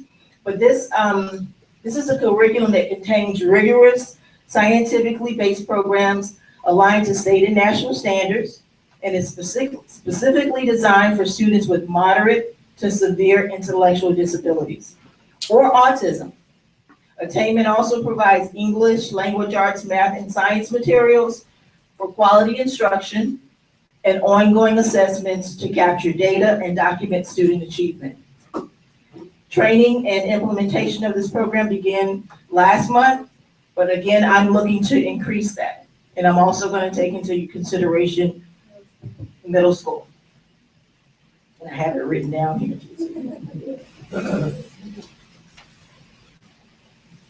We also had support facilitation trainings September 29th, September 30th, and October 14th. And the support facilitators are those teachers that go in and provide assistance to students in the general education setting. So we have a manual, we completed that manual. And so now we did trainings, and then I just submitted a proposal to do additional training. So it's going to be ongoing. We are still working on our matriculation manual. That's something we hope to have done by December. I'm not going to just say hope, we're going to have it done by December because we're working hard to get that done. Matriculation. For matriculation, for when you're going from, say if your kids are going from elementary to middle and from middle to high, we want to make sure we have that process out there clear for you to understand, to know what to expect when your child moves from one level to the other. So we want to make sure that we inform schools as to how we can make the process more friendly, parent friendly, and parents feel informed and feel empowered, so that when they move their child from one, or when their child moves from one level, whether it's elementary to middle or middle to high, that there are outlined best practices and procedures for doing so. I'm sorry. Is that done or are you? No, we hope that we're gonna have it done. I keep saying hope, but we're gonna have it done by December 15th, 2015. And I say that because I was like a Lone Ranger now, and I'm no longer a Lone Ranger, so now I can really have a laser focus on that, so we will have it done. Our curriculum supervisors continue to be a part of budget conferences. They were just part of the rebudgeting conferences that were held in September, and any other conferences, budget conferences that come up where schools are being asked to look at their budgets and to make sure that they're using their funds appropriately, we will be involved in that. We also have K-8 access points instructional framework that has been completed. Andrea Ciotti, which is our IND supervisor, IND intellectual disability supervisor. She's been very involved in that, and we anticipate a grade 9 through 12 framework being completed by January. And access points are for those students that are on a modified curriculum. They're still having to meet the standards and have those same high expectations, but it's modified to their levels. And then we also updated the basic equipment list, because that came up in the Evergreen meetings as well, for ASD, which is autism, IND, intellectual disabilities, and the SVE, the specialized varying exceptionalities programs. And we did that this summer. So those are some of the things that we had going on.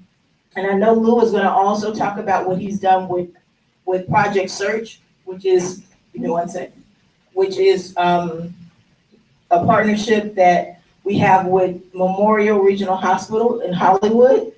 And it's a total immersion transition program that provides employability skills and training that lead to paid employment. And this is for students that are 18 to 21. So we will bring more information. And most of these programs, we try to cap them out to like 12, because anything larger than that, you really can't monitor it, and it won't be effective or a quality program. And then we also have WOW, which is a partnership with Fort Lauderdale Senior High School. And this is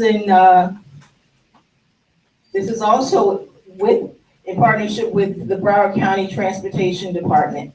And again, it's a total immersion internship program for students that are 18 to 21. Any questions?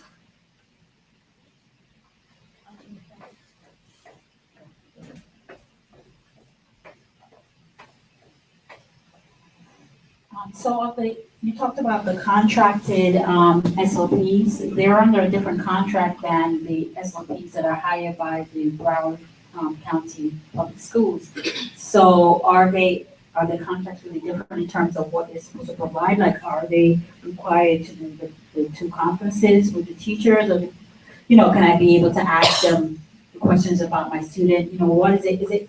I guess what I'm asking is it the same? The things that are required of the SLPs of the Broward County, is it the same as a contracted? I like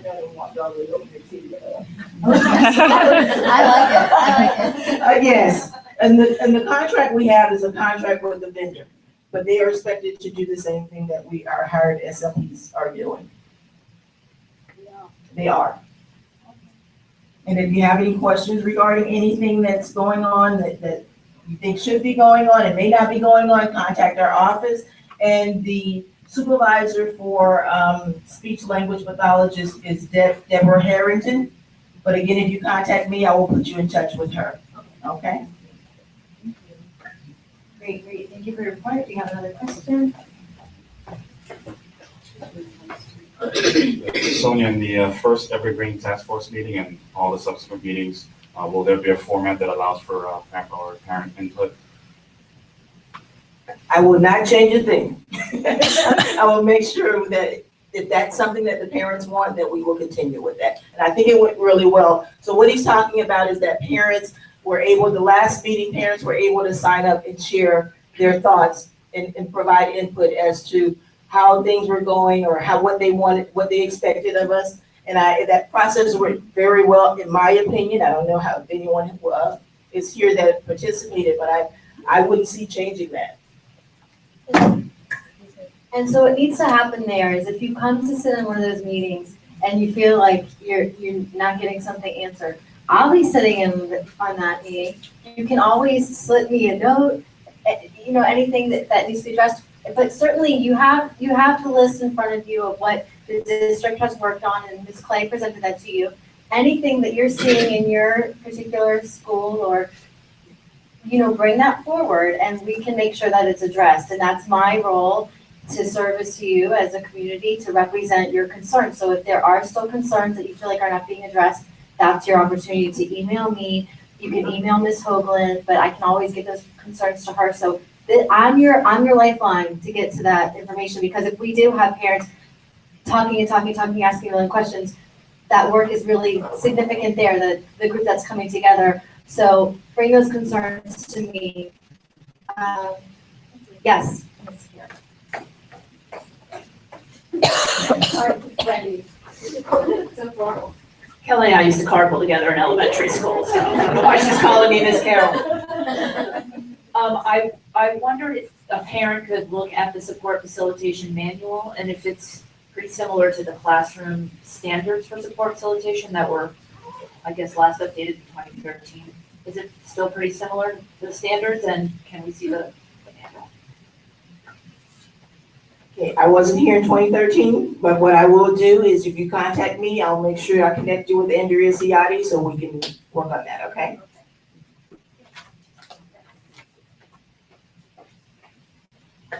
Good evening. I'll ask the question I always ask. Last year and the year before, we did a lot of work in this advisory with our bylaws.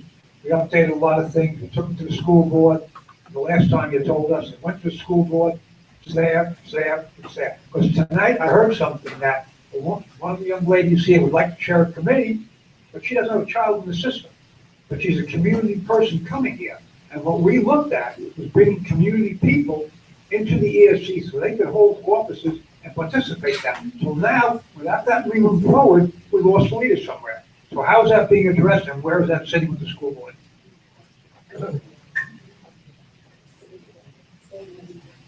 Okay, the bylaws are at the district level, and I'm gonna take some responsibility in that. And I'm not gonna say this as an excuse, but I have been by myself. I've been, managing, doing 3 positions. So the bylaws were provided to me. I did submit them to Mr. Moakland's office. My part in it was to make sure I did handle the policy 1.22, which it also aligns with the bylaws. That process is not like a 1, 2, 3 and it's done. It's a lot of work in doing that. So not saying that that it was a workshop, but it was one workshop. I took it to one workshop, but I had to take it to another workshop. The bylaws, you're talking about the bylaws, but I'm talking about, right, and I'm not sure where that is as far as that particular workshop. And I know I told you, Kelly, I was gonna look into it. It's on my list. It's on my list. It's on my list. Okay. So what I'll do is I'll make a note. I'm gonna send a text to Candace tonight, my secretary, and just so we can reach out to the office about the bylaws.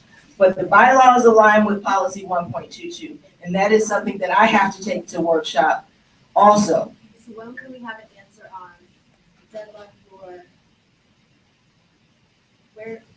Which one, policy 1.22 or bylaws? On both, a time frame was. Time frame for policy 1.22, I was giving myself December because I was hoping that everybody would be here. Okay, and everybody meaning the executive director and the other director. If that process takes a little longer, I'm gonna be very honest, it may take me a little bit longer. And bylaws, what do you think? I don't. Bylaws, understand. that's not in my office, so I have to I don't reach out to understand another whether office. answered anything of what he said. No, I'll answer this one.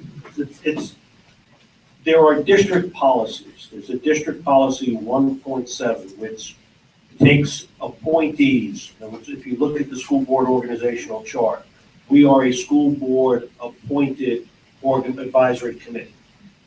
Within that list is that they had a workshop. They had ESE advisory was part of that workshop, district advisory council, facilities task force. Each of these groups submitted bylaws. Our bylaws, and I say our, ESE bylaws, because we've always had a unique situation.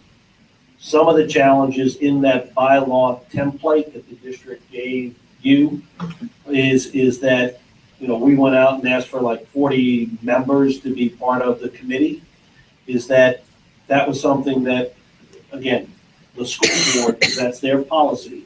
The board went back and forth on determining maybe 40 is too much, maybe you need 30, maybe you need 20. So there were a lot of questions that went back and forth from the school board. I think where it's at is the district is now trying to filter through all this information and decide how to proceed at this point. Because they could turn around and go, you guys didn't meet that bylaw template, therefore, you know what, redo them, and until you're in compliance, we're gonna wait to hear from you. Because that's what was in policy 1.7. So one of the sentences said that anybody on the committee had to have a child in the school. No, That's a current bylaws, it's the changes that they're talking about. Makes that happen. Right now, a union leader or some charter school, you can't join a board. Based on the current bylaws. So we moved that over to community leaders to be accepted in, and that's what we're trying to get through. But doesn't it have to do with the board members? I mean, you can still be a voting member, right, but it's the board members that have to be parents? We're looking to enhance that whole operation. So you can open up so many co-chairs and bring people on who have expertise who have left the system, like this gentleman here, other people who have years and years of know-how that support people here, but they can't move on to the board.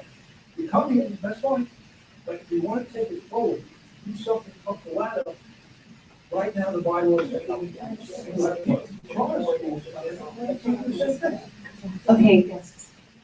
You know what, to be honest, we could keep talking about this, but we do have some other really, and so we're working on it. We've got movement. When we get better answers, then we can have a more thoughtful discussion. Right now, we kind of talk about stuff that's all in limbo, but it was a really good point. Thank you for bringing it up. And I appreciate that very, very much. And I appreciate all the work that our community members do coming here and being a part of it. So we really appreciate it. I want to make sure, because we are running out of time, we do need to do a vote before. So I want to make sure we handle that. We had both of our, these secretaries, they just walk out on you. We had both of our secretaries resign. So that's why when I hear secretary, I'm like, secretaries. So we had our secretaries resign, but luckily they were kind of just wanting to do a swap. So Enid Thompson resigned officially from her position as corresponding secretary, and she accepted a nomination for recording secretary. Did I say that correctly? Okay. So that's wonderful, except that she's not here tonight because her kids are sick. So we can accept further nominations for that, but we'll vote on that position next meeting. But you just heard a lot about the recording secretaries and how wonderful they are. So if anybody else is interested in throwing their hat in for that, we'd be happy to hear it. So anybody? Think about it. You have till next meeting. Okay. We also had Don King was our recording secretary who resigned from his position, and we had interest. I'm going to nominate Jessica Greco. Was willing to step up to the plate for that position. Is there anybody else who would like to be considered for the position of corresponding secretary? Okay, seeing none, we are going to elect. Everybody throw your card up just for fun. Jessica Greco, congratulations. Everybody clap, yay! She's our new corresponding secretary. So that's wonderful, wonderful news. That's gonna really help. She's been really integral already in helping with our webpage and getting meeting information out to you guys, so that's gonna be great. Let me just check my agenda to make sure we're on time. We have to have committee reports. I also wanna have a chance for systemic concerns. I'm gonna be better about my time next time. My hope was to at 8:30 start this discussion, but we're gonna have really quick committee reports and any announcements. A couple of those are that the conversation with the district meetings are being held. Who's receiving emails about that conversation with the district? Who's received that? Okay, if you have not, it's on our Facebook page. We'll make sure it's in our webpage, and you should have been getting email blasts about this. If you signed up tonight, you're going to be getting email blasts from us. We're working it at the district level too to get everybody inputted.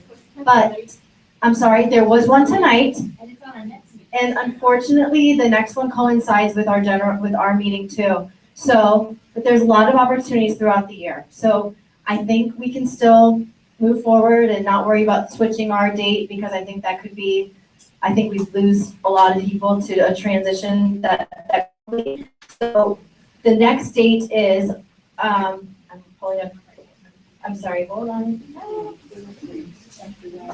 Okay, the next meeting is November 18th, and that is the same day as our meeting, which will be here at Piper. Probably not in this room, although it's worked out pretty well. It'll usually be in the media center. The next meeting after that is Thursday, January 21st. And that is at Deerfield Beach High School. The following one is January 28th, another Thursday. That's at Hallandale High School. Then we've got February 11th, another Thursday. The rest are Thursdays. That's at Everglades High School, March 10th at Hillard High School, and April 14th at Douglas. So that, I just went through that quickly. If you want more information, we can make sure we get it to you. And it's on our Facebook page. It's kind of everywhere. You can, I'm sure you can look on the district site too and see conversations with the district. It's got to be right there on the front. Okay. The next thing also is that Art Broward's 3rd annual Dispelling Myths and Making Disabilities Work for You educational seminar takes place tomorrow. Late notice, but you know, sometimes the ones you just find out sneak up on you are the best ones. So that's at 8:30 to 1:30 tomorrow at the Grand Ballroom at the Sunrise Civic Center. And it's an awesome opportunity. Interviewing do's and don'ts, hireability is greater than liability. Anyway, some really good opportunities there. So we'll make sure that gets up on our Facebook page tonight, that flyer. But that's another opportunity. And again, hopefully we're working on having better collaboration with services like Children's Services Council and with to get that information out to you guys more quickly. Our committee reports, and then we're gonna take systemic concerns. And before we leave, we're gonna do our raffle. So just sit tight. This is all so exciting. Okay, yes. I just want to clarify your question about the ESE task force and have public having an opportunity to speak. I can't say it will happen at all 3 meetings, but if there, I will definitely work with Stacy to make sure it happens at least 1 meeting. Okay, and then you can also share your concerns with me. So be sure, guys, I don't know it all. I stand here facilitating this meeting, but I don't know. My children are in elementary school. You have concerns. You're walking the walk. I am here to represent everybody. So I really rely on you. So you can't expect me to know it all. If there's something that you see as a real issue and I'm missing it, I'm one of you. Help me out so I can bring that forward, okay? We have our committee reports. We've got our chair of the ACE committee here, so I'm going to throw her on the spot. Okay. Hi, my name is Kelly Bush, and I'm the chair of the ACE committee. We're the autism committee for the ESE Advisory Council. We meet monthly with parents and district representatives to discuss systemic issues for kids with autism. We had a great meeting last month. We had a lot of community stakeholders coming, and we love that because we can get the word out to other parents to let them know about our committee. And this coming month, we're discussing having Barbara Krakauer with Florida Inclusion Network come to do a talk on the school BPI. which is the school best practices for inclusive education. And the big news on that is that the schools are having to develop committees within each school. The principals are in charge for developing these committees, and they need to invite parents to be on the committee as well. So we really want to get the word out on that and make sure that parents go to their principals and their administrators so that they can get involved and spread the word that, inclusion is a much talked about topic these days. And, the old days of clusters are sort of kind of coming out of style. And people are really wanting their kids to be included in the general ed and pulled out for certain, special services and things, rather than being clustered and pushing into the gen ed rather than the pulling out. So that's what BPI is all about. It's for best practices for inclusive education. Schools are required to form these committees, work with parents, and work with their teachers and their administrators and their autism coaches and their ESE advisors, ESE directors, in order to define these best practices within their schools. So we're going to focus on that in our next meeting. As I said, Barbara Krakauer with FIN, Florida Inclusion Network, is going to be there to discuss it. And everyone's welcome to come. We'd love to see you all there. The next meeting is November 11th or 10th? November 10th. It's a Tuesday morning at 9:30 a.m. at Bodwin Preschool. The ESE advisory is kind enough to post our information. We also have a general meeting schedule back here in the back table, so you can pick one up. So, and that lists all of our upcoming meetings.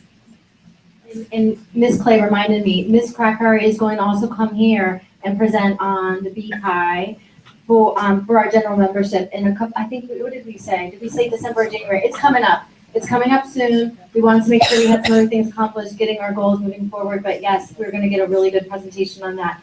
Does anybody from our DS committee want to share anything?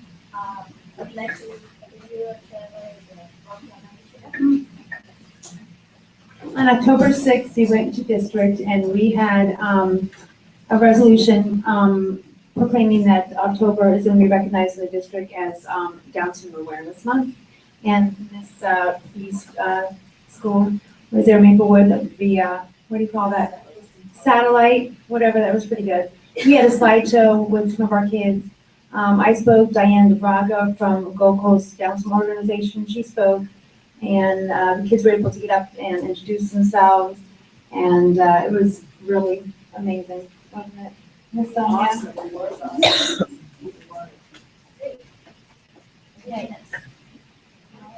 Yes, of course. If you don't know who I am, Bob Tadero. I'm a chair for Down Syndrome Committee. And October is a Down Syndrome Awareness Month. Over Sunday, we just had our 20th anniversary Broward Gold Coast Buddy Walk, and we get close to 1,500 participants. And this year is the first year ever that the ESE department has their own team, and they show up to support us on that day. Bob was there. He wasn't on my team though. And Miss B, our principal from Maplewood, was there. You help us? Yeah. Really much everybody in the ESE department, so thank you. That's it. It's always good to celebrate those things. I sat in on the student code of conduct meeting. We could talk about that. There are some issues that I see that at the school board workshop meeting on the 22nd, there was something that came up about expulsion, abeyance, and ESE students and where we looked on this graph. So there's some questions there. Ms. Clay, I actually know that they hadn't connected with ESE yet, and Ms. Korn had asked for that to happen, and Ms. Bartleman, and I know there hasn't been that collaboration yet? Sort of. We don't expel students with disabilities. What we do is, I think there was an uptick in the number, so there was an increase in the number of students being referred for suspensions, and it was based on violations of the code of conduct. And just because they were referred does not mean that they were expelled. They could have been sent, referred to one of the alternative centers. So in that case, that's what we do with our students with disability. If it's a manifestation of their disability, they stay at their school and we provide support.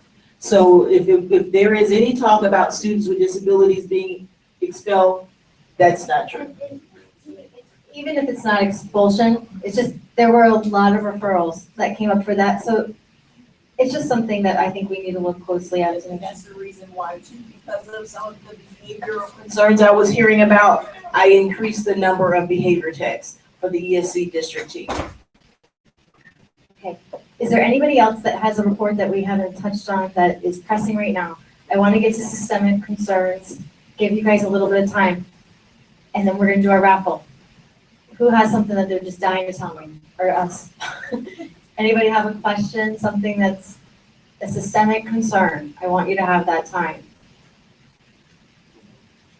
Okay, what you think would be systemic. We don't, if you have a question, usually other people do too. Just for the districts here, I'm just relocated from Texas, and so the ESE accommodations there are totally different. I think it's on a state budget issue and lots of things that I'm sure come down to why that is. But having relocated here, I can tell you it has been really hard to get any assistance at a local school level on what we need. I came with an existing 504 program. So it has been really interesting. So I just want to know, when someone transfers from state to state, when they're getting their IEPs and things like that, what is the normal process for someone to do that and the help that they should expect?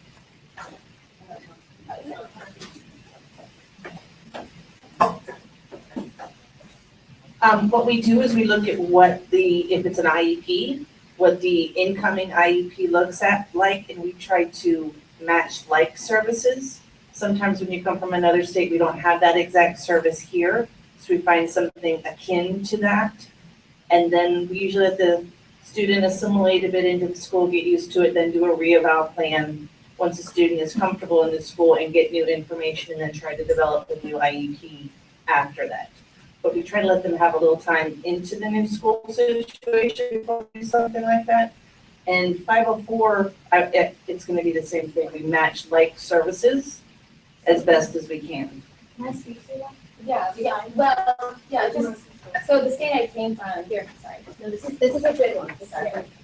So my child is under the special learning disability portion of the IEP, and it's dyslexia. So not to get individualized, but the first thing I was told when I walked into the school was the state of Florida does not recognize dyslexia as a disability when I handed them the 504. And I'm sure that's person specific, so you have to be really careful, and I understand that, so I didn't let that, did stop me. But what I'm curious about with it is when it comes through, we're now almost to the end of a grading period at this point. I still had not one call regarding my 504 or communication, and I don't know what to expect or how much to push. And luckily, knowing that Florida, in the state of Texas, dyslexia has an hour class where children are taken out of class specifically for dyslexia training with a dyslexic teacher, all free. So I covered that. If I were to come here for Florida for the same type of thing that I had there, it would have been $100 a day per child with dyslexia, 2 of them.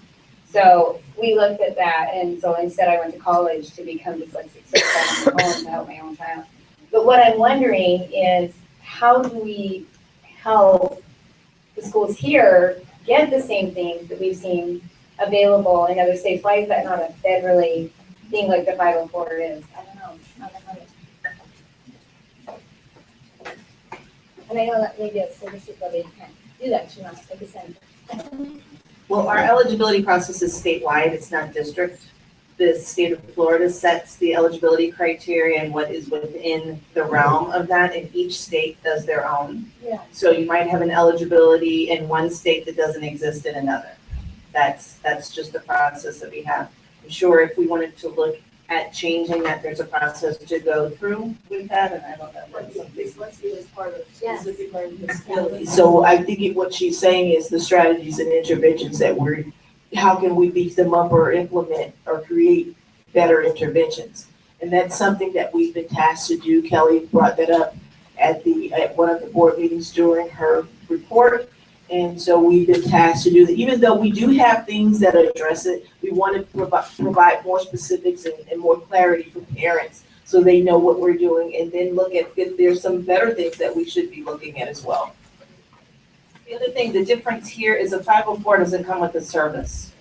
504 here provides accommodations, where you're saying you had a special class. The service is inside the school system there, so the IEP wasn't in. So, but I'm just saying in general, that's the difference between a 504 and an IEP. The 504 provides the accommodations, not a service. So we'd have to go through that eligibility process. Because you would. That's an important one. That's absolutely an eligibility somewhere else. It's not an eligibility here, so that was a really good question. Systemic concerns. Anybody else? I want to make sure you have your moment to get your thoughts out. And I didn't thank Ms. Bees for being here. I should have recognized you before, Ms. Bees. It's really nice to have administrators here. You guys, ask your administrators to come. Bring friends. There'll be better chocolate next time. I mean, there might be a raffle. You never know, but it's so good to have this collaboration and get some good feedback from one another. This is how we get work done. Anybody else have any questions? Okay, let's do a raffle, because that would be fun. Did everybody get a raffle ticket if you're here? You didn't? Go get one. If you didn't get a raffle ticket, make sure you get one. Yes. No, we're being excluded. No, I'm just kidding. It's really for the parents. Yes, I'm sure you do. I'm sure you do. Okay, so everybody got a raffle ticket. Again, this was an inspiring family, and I hope even if you don't get this, you'll just know. Look it up. They said, the moms stood up there and said, "We're gonna change the world," and I'm like, you know what? You just don't take no for an answer. You know, you are your child's advocate. You know best. Trust yourself.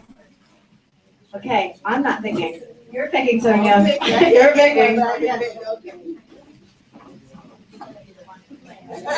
get blamed. I get blamed for everything. So, you want to say the ticket number, or you want me to say it? You know what? Say it. Okay. Ticket 91071. Oh, come on. 910721. Oh, come on, Bob. Someone lost just Okay, 910954. We have a winner. Come and say your name so they can get you on video. Congratulations. What was your name? Crystal. Yay, Crystal won, everybody. Okay, first time here. See, you never know what you're gonna get when you come here. It's so great. Thank you. Look at the time. Okay, this is amazing. Let's just all recognize that this meeting is adjourned at 8:55. Thank you so much. Come next time and bring 3 or 4 or 5 friends. Thanks.